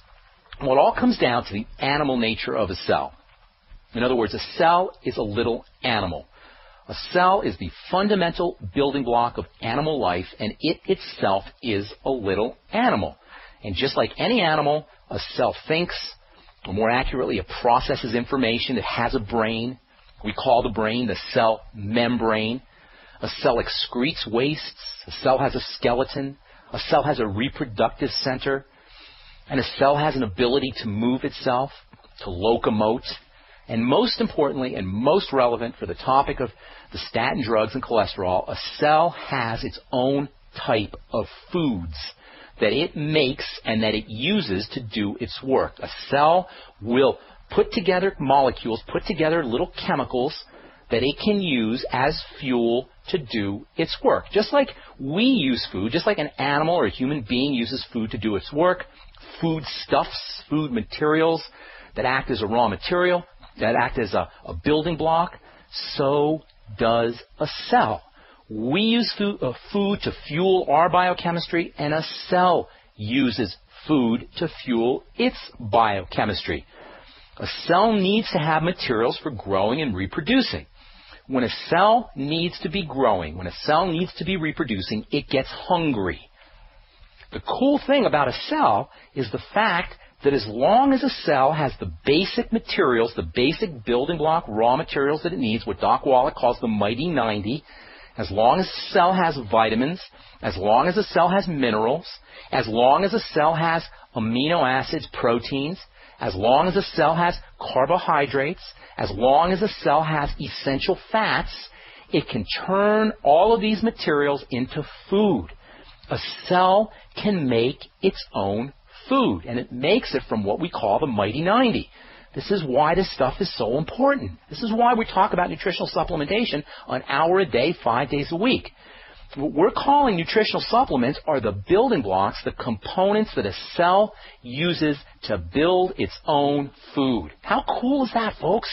The cell, this little fundamental unit of life, as long as it has the vitamins and the minerals and the amino acids and the essential fats, it can literally produce its own raw material, its own food, if you will, for growth and development. So when a cell gets hungry, when it needs energy to do something, to grow, to divide, to do its work, it will turn on chemistry. It will take the mighty 90, it will take the vitamins and the minerals and the amino acids and the essential fats, it will take these seed raw materials, and it will activate a special chemical called an enzyme. And then that enzyme will start an entire chain reaction that will convert the mighty 90, the vitamins and the minerals, and the proteins and the amino acids and the essential fats. It will convert all these substances into various food-like chemicals that will fuel the growth that the cell needs and the division that the cell needs and the work that the cell needs to do. Now I'm going to tell you about one of the most, maybe the most, important of these food materials, these growth materials that a cell is making from the mighty 90. This is a chemical you probably never heard of. It's certainly a chemical that we don't hear people talking about on the radio or on television. It's certainly a chemical Dr. Oz hasn't mentioned. This is a chemical, as anonymous as it is, it may be the first and most important molecule that a cell will activate when it begins the growth process. which will ultimately lead to growth, to repair, to regeneration, to renewal, to healing, and to health. Because as a cell is healthy, so will the body that the cell is in be healthy. So the cell will take the Mighty 90, it will take your nutritional supplements, it'll take your Beyond Tangy Tangerine, it'll take your Ultimate EFAs, it'll take your Slender FX, it'll take your whey protein and your Osteo FX and all the other components of the Mighty 90 and will convert it into food. And of the foodstuffs, there is one molecule, one food-like molecule that the cell uses to turn into everything it needs to grow and divide and repair. And this is a molecule nobody's talking about. We've talked about cholesterol in the past as a master molecule in the growth and repair process, but in the biochemical world, this stuff I'm going to tell you about here in a second is cholesterol's daddy. The stuff I'm talking about is something called mevalonate. And cholesterol is like a little kid compared to the importance of mevalonate in the growth and repair process. Cholesterol is derived from mevalonate. So from a biochemical point of view, mevalonate is literally cholesterol's daddy. And it's not just cholesterol that comes from mevalonate. In fact, there's literally dozens of various chemicals that are a direct result of the activation of mevalonate, which you can consider to be the most fundamental of a cell's food for fueling its growth and repair process. Some people will call it mevalonic acid. Either way, it is perhaps the single most fundamental chemical in a cell for fueling the growth and repair process. And there are dozens of various chemicals that come from the activation of mevalonate. Without getting into the detail of these chemicals, they got names like quinones and dolichols and isoprenes.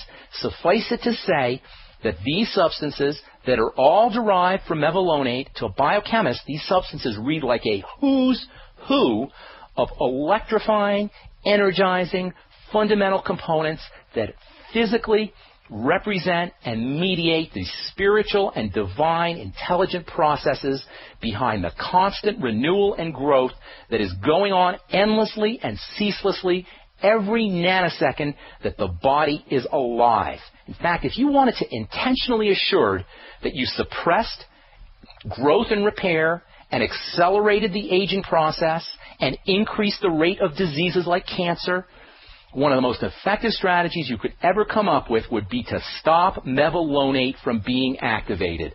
And guess what, people? This is a strategy that is the latest and hottest pharmacological trend in the world of medicine. And it exemplifies why I say the medical pharmacological model is stupidity, biochemical stupidity of the highest degree. Almost everywhere we turn in the world of pharmaceuticals, there seems to be a concerted and systematic attack on the human body and its God-given ability to thrive. The promotion of steroids and high-tech immune suppressants and statins and fake fortified foods and the attack on the sun and cholesterol and DHEA are almost like a medically sanctioned, government-authorized, mass media-promoted war on our bodies. We'll continue this discussion. We'll come back on the break side right after this. All right, so there's so much to talk about when it comes to these statin drugs and cholesterol lowering, the silliness of cholesterol lowering as a strategy. I can't be clearer here, people. Lowering your cholesterol to prevent heart disease is one of the silliest, dumbest biochemical strategies in the entire world of healthcare, and unfortunately, this is a strategy that seems to be the most popular way for a cardiologist to deal with cardiovascular health issues. And as I said before we went to a break, this idea of shutting down a cell's ability to do its work seems to be a trend in the world of medicine. It's like there's this systematic attack on our bodies. It's like there's this intentional attack on our body's God-given ability to thrive. Steroids and the latest in biological immune suppressants and statin drugs and fortified foods with fake fortification. The attack on the sun, the attack on DHEA and pregnenolone, the attack on cholesterol. This is like a medically sanctioned, government-authorized, mass media-promoted war on our body's ability to biochemically defend itself and to grow and repair and renew. When a cell needs to do its growth work, when it needs to do some work to heal itself, to grow, to repair, it produces its own food from the Mighty 90. One of these food sources is something called mevalonate or mevalonic acid, and this mevalonate starts an entire chain of biochemical reactions that creates dozens of different raw materials that are involved in cell growth, cell division, basically in cell health. So under ordinary circumstances, when a cell, via its divine intelligent nature, somehow it knows that it needs to grow, that it needs to repair, that it needs to divide, when a cell gets this understanding, however it does this, the great mystery of cells, it's going to activate biochemistry that will produce these chemicals that are required for the growth to occur. The bottom line, just like cholesterol, mevalonate means health, mevalonate means repair, mevalonate means growth, mevalonate means thrival, mevalonate means everything good. So what does this have to do with statin drugs? Well, guess what? It has a lot to do with statin drugs, because among these critical biochemicals that come from mevalonate is our friend cholesterol, which, as we said, is a key growth and repair and youth and healing health chemical in the body, and cholesterol is mevalonate's child. The statin drugs lower cholesterol in the body by shutting down cholesterol manufacturing in a cell, by killing cholesterol's daddy, mevalonate. Yes, the statin drugs commit patricide. They murder cholesterol's daddy, mevalonate.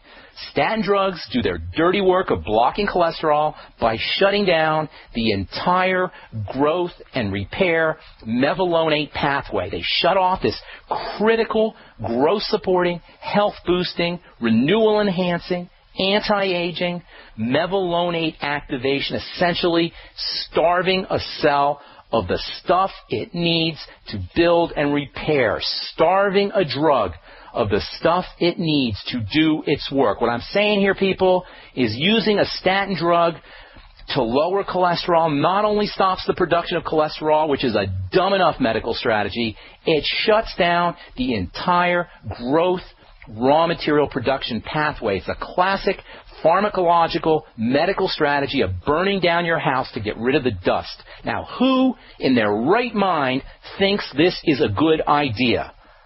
I defy you to bring this information to your doctor and you have him tell you that it's a good idea to shut down this entire mevalonate pathway. The statin drugs are literally anti-life. And when I tell you how they discovered the statin drugs, this is going to become even more clear to you, and we'll talk about that tomorrow on our next Bright Side episode as we continue talking about the utter stupidity and medical ignorance of using the statin drugs and even dealing with any kind of cholesterol-lowering strategy in order to protect your heart. We'll talk about that tomorrow and in the coming days as we continue discussing statins and cholesterol. All right, thanks so much once again for joining us on the Bright Side. I want to continue on talking about the statins. There's a few more things I want to talk about the statins and cholesterol.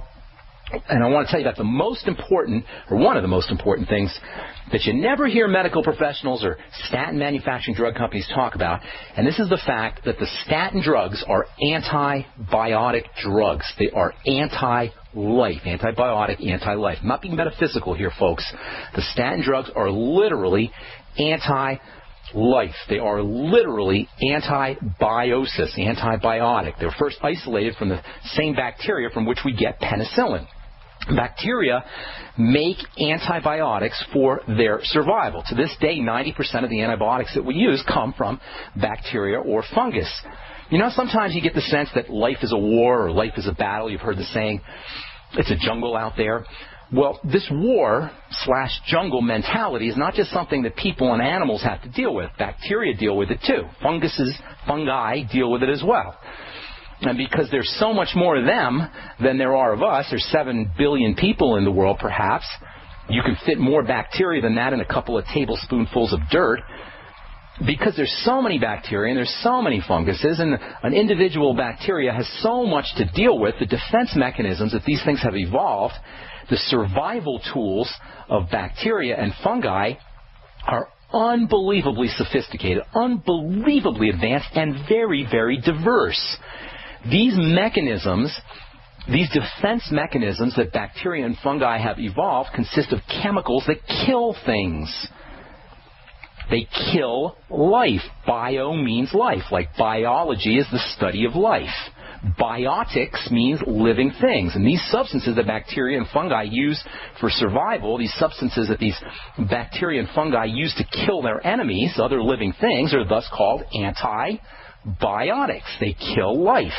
The amoxicillin, the erythromycin, the tetracycline that we use for colds and infections, these were all derived originally from bacteria and from fungus. And as I say, 90% of them still come from bacteria and fungus. And the other 10% started off from bacteria and fungus, and we just figured out how to synthesize them in the lab. Bacteria and fungi have evolved tremendously sophisticated and elaborate systems, chemicals for killing their enemies, which are, of course, mostly other bacteria and fungi. This is why when drug company scientists started focusing on lowering cholesterol, the first thing they did was look at bacteria. They figured, well, if bacteria are making something, or if bacteria have to make things that kill other bacteria, and cholesterol is so unbelievably important for life, well, perhaps there's a bacteria somewhere that's making something that is going to stop other cells, other bacteria, from making cholesterol. In the bacterial world, as in the people world, it's a jungle, and bacteria are in constant threat from other bacteria and other fungus. So they developed these chemical weapons as survival tools, and drug company scientists figured if a bacteria wanted a powerful survival tool, if a bacteria was looking for a survival chemical that would kill other living organisms, they couldn't come up with a much better trick or a much better chemical weapon than to create an anti-cholesterol substance. Scientists knew that an anti-cholesterol substance would be a perfect antibiotic because cholesterol is so important for life. So drug company scientists who knew from the very beginning that lowering cholesterol kills things. Did you hear what I said, folks? If you're on a statin drug, drug company scientists who were researching cholesterol-lowering substances, they knew from the very beginning that a cholesterol-lowering substance would kill cells, would kill other bacteria, so they started looking for bacterial defense mechanisms to find an anti-cholesterol substance. And guess what? They discovered it. They discovered it in a bacteria called penicillin, the very same bacteria genus that we get the famous antibiotic penicillin from. Well, it turns out that a penicillin bacteria, the same one that makes our famous antibiotic friend penicillin, it turns out that a penicillin bacteria also makes something called mevastatin, as in stat, meaning stops, the mevalonate pathway that we talked about yesterday that's so important for life. So they looked around for bacterial defense mechanisms, bacterial defense chemicals, and they found one. They found a perfect one. It was called mevastatin. Later, scientists from Merck discovered a fungus that produced lovastatin, which in 1980 became the first of the statin drug class. The main point being here, drug companies knew from the very beginning that statin drugs are anti-life. They're designed by nature to kill things. And while the dose that you're getting from your Mevacor or your Crestor or whatever kind of statin poison you're taking isn't going to kill you right away, it's not going to do you or your cells any good. And drug company scientists knew this from the very beginning. This whole notion of pharmacologically poisoning the cholesterol-making machinery, to lowering blood cholesterol by poisoning a cell's ability to make this stuff, is a misguided attempt to improve cardiovascular health. And it has been mired in scandal from the very beginning. The first cholesterol-lowering drug, the grandfather of what we know today as the statins, was something called MER29. Chemical name triparanol, Triparanol. MER29 or triparanol, was released in 1959 by the Merrill Drug Company, and at the time, it was hailed as the most important and wonderful drug advance in the history of cardiovascular health therapy. In the history of medicine, this was a miracle drug, MER29, but it wasn't, as it turned out, such a great thing after all, and I'll tell you what I mean when we come back from our break. I'm Pharmacist Ben. You are listening to The Bright Side on the Genesis Communication Network. Our number today, 866-582-9933. Don't go away. We got more good health information coming at you right after this. We're talking about statin drugs and cholesterol lowering, the history of the statin drugs. The first statin drug, or the first cholesterol-lowering drug, it wasn't really a statin, it was a pre-statin, you could call it. It was called MER29, chemical name triparanol. It was released in 1959 by the Merrill Drug Company. At the time, it was considered to be one of the most important advances in the history of cardiovascular medicine, really in the history of medicine. It was considered a miracle drug. And from 1959 until 1961, this stuff, MER29 was considered to be the ultimate advance in pharmacological therapy, and certainly the biggest thing to come out in the history of cardiovascular health. Then, in 1961, the bloom came off the rose when a lab worker at Merrill complained to her husband that the drug company was falsifying data, and the FDA began an investigation, and lo and behold, what they ended up finding out was that Merrill, in their drug application, in their research, they forgot to mention that in preclinical testing for MER29, this miracle drug, they found that it was causing cataracts and severe muscle wasting in animals. No kidding. Cholesterol is important stuff, and you can't poison the cholesterol-making machinery without effects. Well, MER29 has some of these effects, muscle wasting, cataracts, and by 1963, the FDA moved to indict Merrill. A federal grand jury indictment was issued against the Merrill Company and many of its scientists and many of its executives. Multi-millions of dollars were awarded to thousands of victims, and that was the end of the idea of drugging the cholesterol chemistry of cells to prevent heart disease.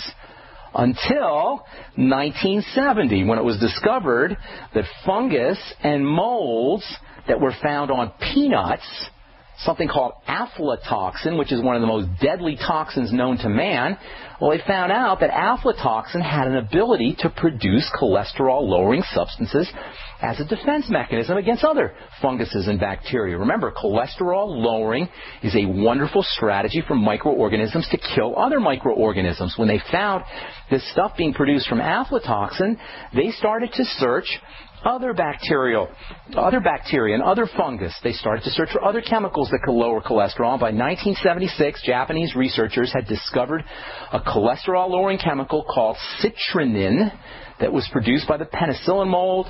They published several reports. The problem with citrinin was it was toxic too, the same problem that they had with MER29. It was deadly toxic. It was too toxic for... In fact, the Japanese researchers, they didn't want to work with it anymore, and after some initial excitement, they discontinued working with citrinin, although they still were looking for other less poisonous cholesterol-lowering substances. Later that year, they came up with something called ML236. This was another penicillin mold secretion, and this was actually the first experimental statin drug. And at the same time, the United States company Merck got wind of the Japanese research, and they began a joint venture with the Japanese companies. And by 1978, Merck had come up with their own statin drug, and they canceled all their contracts with the Japanese company. They decided they were going to do it themselves.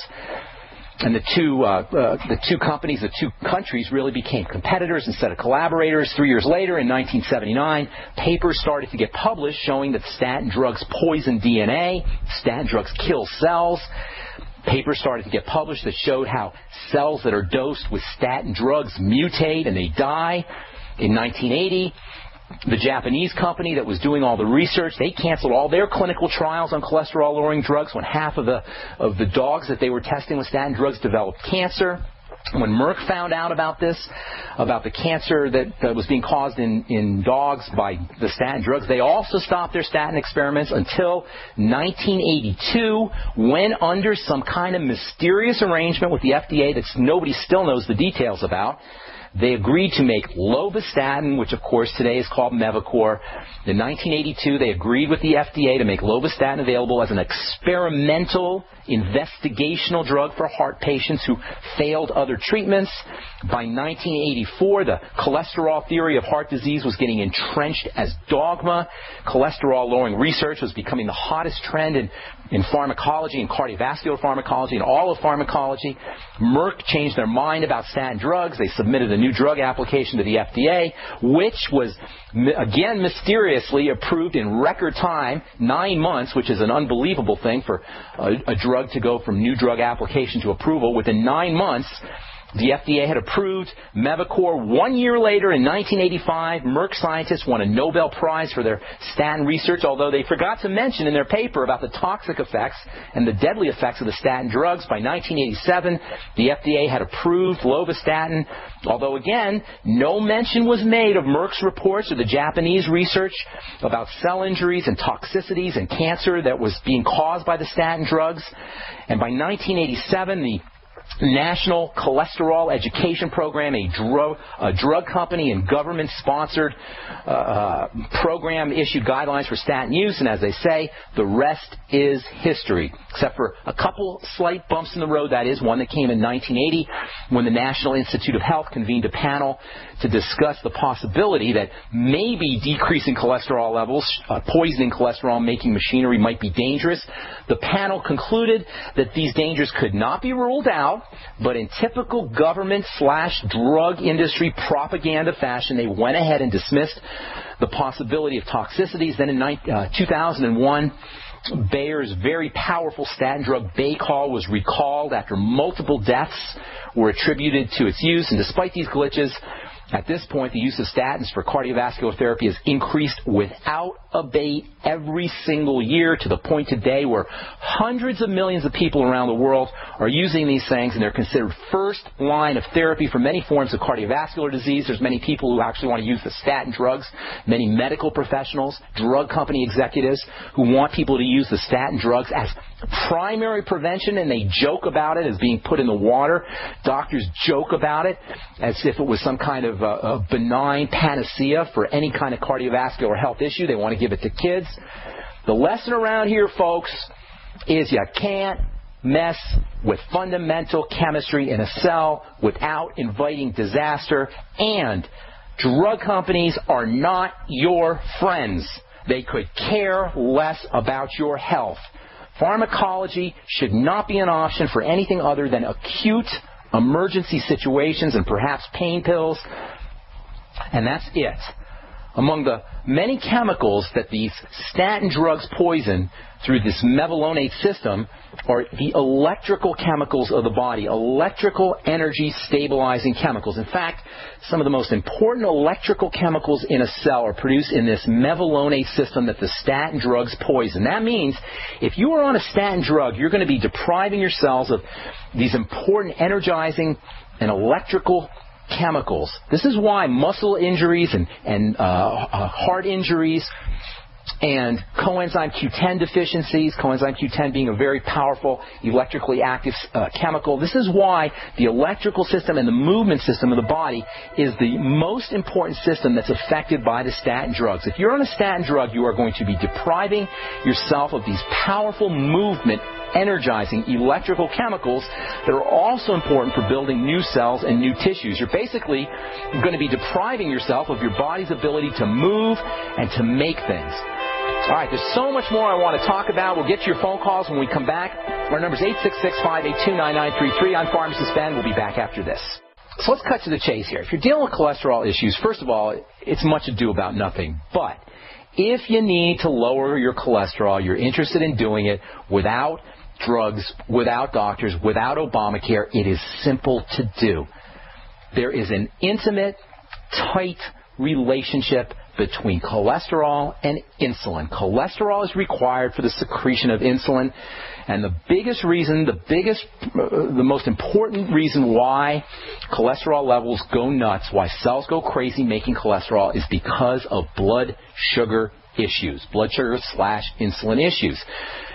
Diabetes and elevated cholesterol go hand in hand. There's even prescription drugs that work on both diabetes and lowering cholesterol.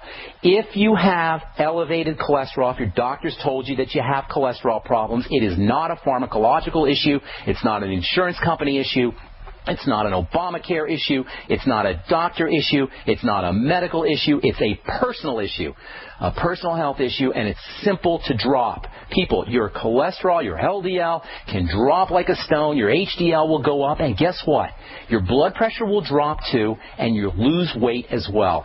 All you got to do is focus on blood sugar and insulin. Lay off the insulin-spiking foods. How many times a day do we say this on the bright side? How many times a week have we said, lower your insulin-spiking foods? Lower your intake of breads and pastas and cereals and fruit juices and desserts, cakes and cookies and flour of all kind.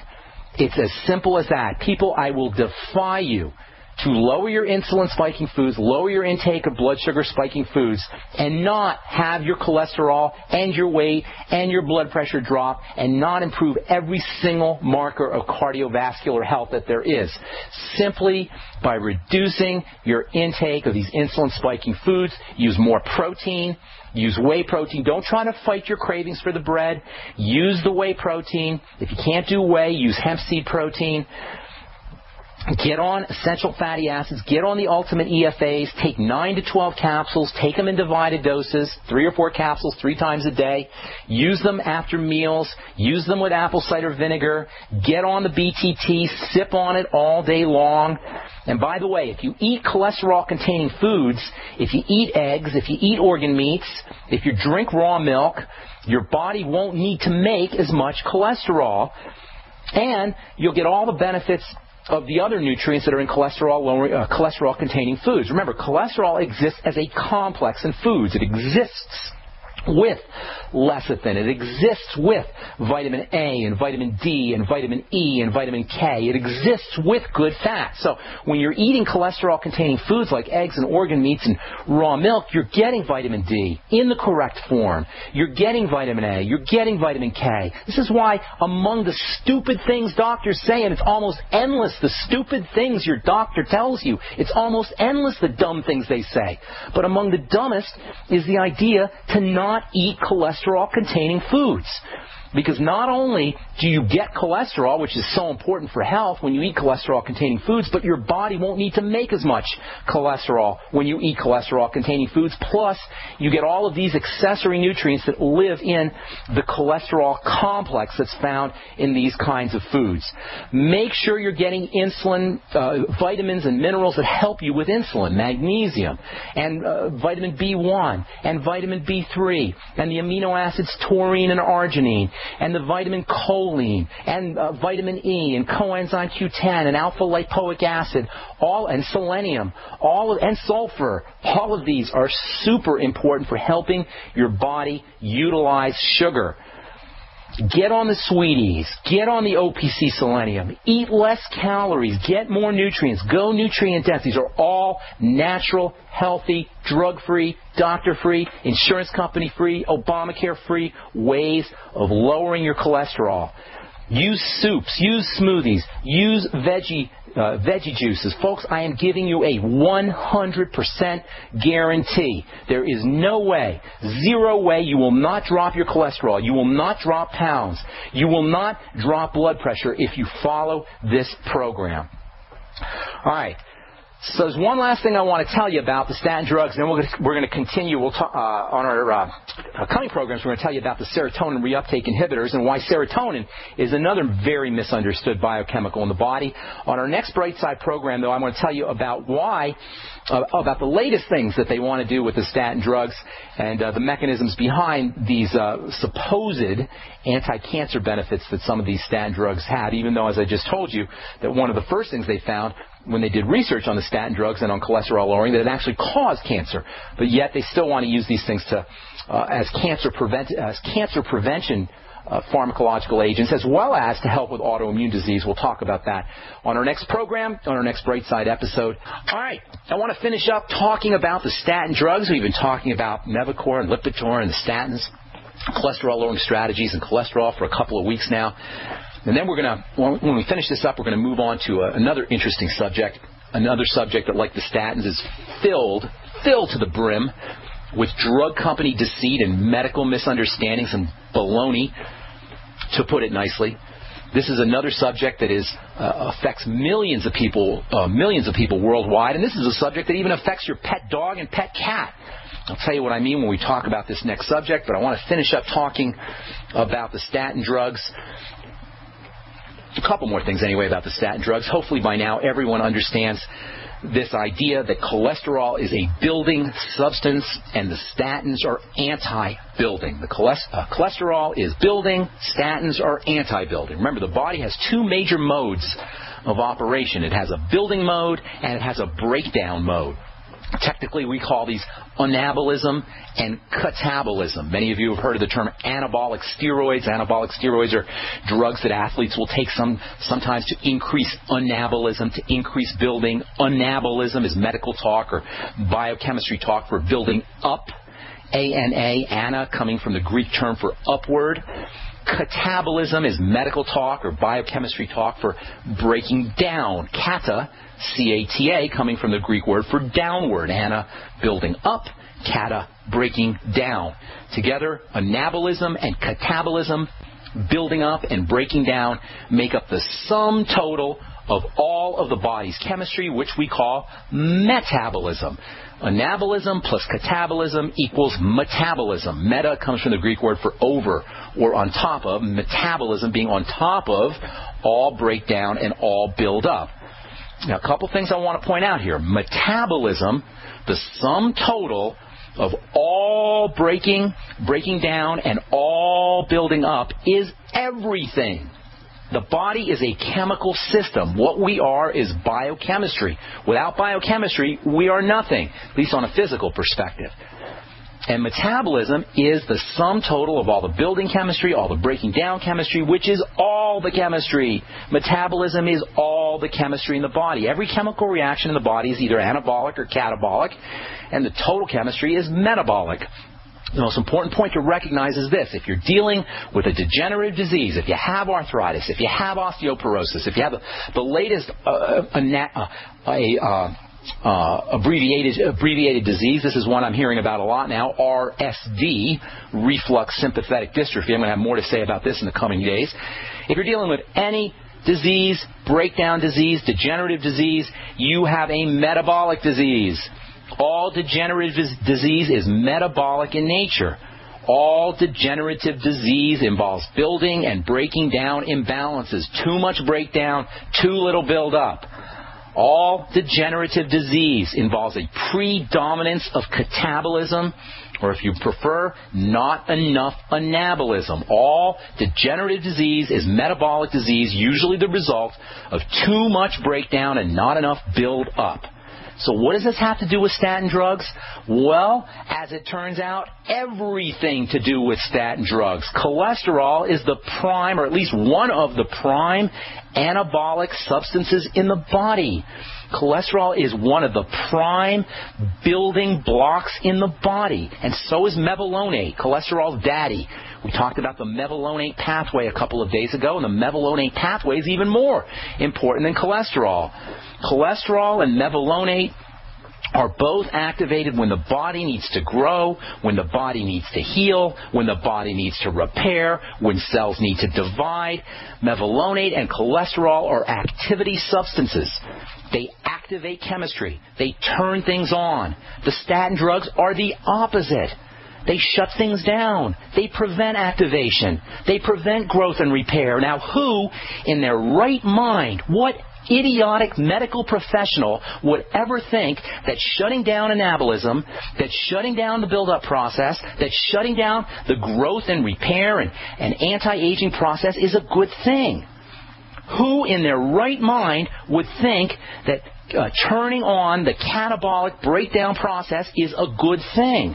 Who in their right mind would think that preventing the body from doing its building and repair work is a good thing? Well, apparently your doctor does. because your doctor and his colleagues are writing over 50 million prescriptions for these nasty anti-growth and anti-repair and pro-aging substances, poisons really, and we are lining up to take our medicine, to take our poison. Now, folks, let me be clear here. Not only is cholesterol much maligned and most certainly not the toxic, cardiac-killing, anti-health chemical demon that it's been made out to be, far from it. Cholesterol means action, cholesterol means movement, cholesterol means thinking, cholesterol means neurology, and cholesterol is a raw material for all our growth and repair chemistry, and specifically for our growth and repair chemistry hormones, our steroid hormones. These are the hormones that help stabilize minerals. They keep salt levels where they need to be. They help us handle stresses. They help us control growth and repair. And most importantly, the steroid hormones help give us a sense of well-being. Now, why do you suppose the medical model wants us to take poisons that stop us from making these incredibly important compounds? We'll continue this discussion when we come back from our break. I'm Pharmacist Ben. You are listening to The Bright Side on the Genesis Communication Network. 866-582-9933 is our number. We'll be back after this.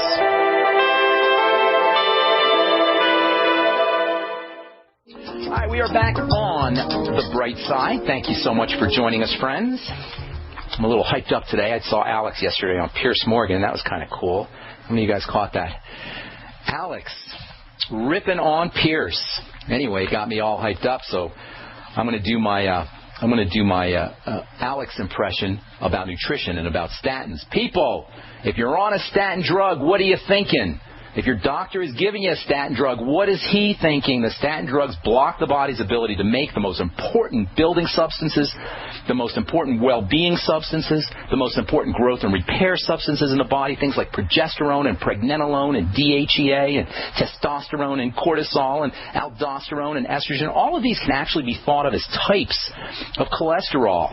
It's kind of like the way in the auto business, in the car business, you have automobile manufacturers. They'll take a chassis and then they'll put a different shell on top of the chassis to create different cars. Toyota will take the same automobile core, for example. It's technically called a platform. And then they'll turn this platform into a Lexus or a Camry or an Avalon by attaching some accessory parts. It's got the same platform, the same chassis, but they'll put a different grill on or a different tail or a different hood or whatever they do to make the car, or to distinguish the car as either a Lexus or a Camry or an Avalon. But in many ways, it's still the same cars. At least it's the same basic platform. It's actually called platform sharing by auto manufacturers. GM pioneered this concept back in the 1960s with Pontiacs and Buicks and Oldsmobile. And I remember when I was growing up, I could never tell the difference between a Pontiac or a Buick or an Oldsmobile, and it's because they were all basically the same car. This platform sharing idea is done in the auto business for economics and for ease of production. It cuts costs. It allows a company to easily create a lot of different products with the same basic production system. Well, guess what? In the body, the same process occurs. The body is very similar in how it produces its substances, which at the end of the day are chemicals. The body will form a chemical platform and then add different parts to the same platform. This platform sharing applied to biochemistry allows the biological system, it allows the body to not only produce a lot of different substances from one production line, we call a biochemical production line a pathway, but it allows the body to quickly and efficiently produce lots of different products. This is an awesome system. This is an elegant, beautiful biochemical system. It's divinely mandated, and it's perfect until we start messing around with the pathways. This is how drugs work. They mess up the pathways. The pathway system, the platform sharing system applied to biochemistry, allows the body to produce dozens of different biochemical products from one pathway, from one production line. And this is why, if you interfere with this pathway, if you interfere with this production line the way drugs do, you will now interfere with the production of dozens of different biochemicals. It's great that Toyota can make a Lexus and a Camry and an Avalon out of the same chassis, but if there's a fire at the chassis factory, now 3 different cars aren't going to get made. In the same way, in the body, except it's much worse. If there's a fire or poison, a pharmaceutical poison in the biochemical pathway that makes cholesterol, the mevalonate production line, the mevalonate pathway, the growth chemistry production line, the growth chemistry pathway, you're going to have big problems. And these problems are going to involve growth and repair and youth and anti-aging and most especially action and movement and dynamism. Even if you don't know that this is happening, rest assured, people, if you are taking a statin drug, you are affecting your body's ability to produce movement chemicals, dynamic chemicals, action chemicals. If your drug is lowering cholesterol, it's not just lowering cholesterol. It's lowering all of the chemistry of growth and movement and action. It's like fluoride, except a zillion times worse. Fluoride is bad stuff, very bad stuff. Fluoride's effects involve dumbing down cells like statin drugs, but fluoride interferes with the electrical energy of the glands, which are electrically active. This creates a nerve cell issue, especially in the brain, although all glands are somewhat going to be affected by fluoride. There's actually 4 elements that are extremely similar: iodine, fluoride, bromine, and chlorine. We're being bombarded with the 3 wrong chemicals, and we don't get anywhere near enough of the right chemical, which is iodine. We're being bombarded with bromine in flour. We're being bombarded with chlorine and fluoride in water. These are the 3 perfect chemicals for interfering with iodine, which is especially important for the health of the brain, especially important for the part of the brain that controls building and youth and consciousness and awareness, the pineal gland. Pineal gland, Renaissance scientists called it the seat of the soul. Do you know the pineal gland, the seat of the soul, the gland that's responsible for consciousness, for awareness, for growth?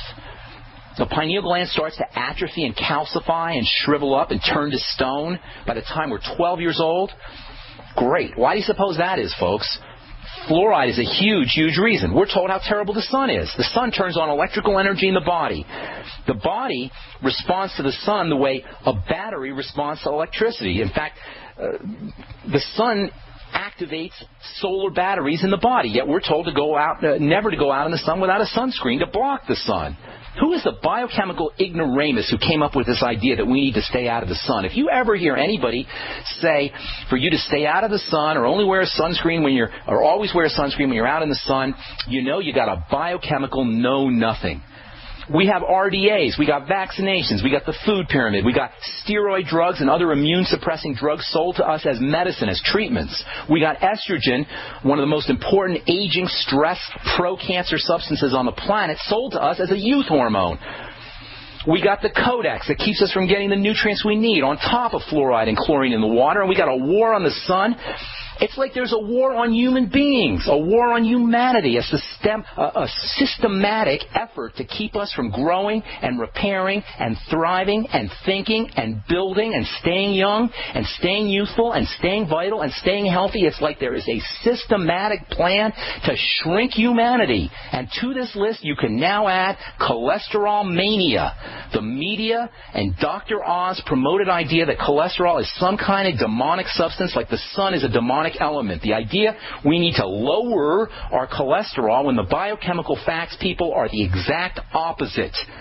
It's like we're in biochemical opposite land. We're in health opposite land, Alice in Wonderland world, where everything good is bad and everything bad is good. We're representatives of the medical model that kill and maim millions of people a year by their own figures. This is from the Journal of the American Medical Association. Millions of people are killed and maimed every year by a medical model that has reigned supreme over the worst healthcare crisis of any culture in the history of mankind. And these are our healthcare saviors. While chiropractors and nutritionists and alternative practitioners And regular people who believe in the divine force and the healing powers of the human body are quacks and they're lunatics. We're an Alice in Wonderland opposite world where everything that's bad is good and everything that's good is bad. And by the way, the fact that the statin drugs work to shut down chemistry is actually being spun and twisted into a benefit. They actually make it a benefit that the statin drugs shut down growth chemistry. And I'll tell you what I mean when we come back from our break. I'm Pharmacist Ben. You're listening to The Bright Side. 866-582-9933 is our number. We'll be back right after this.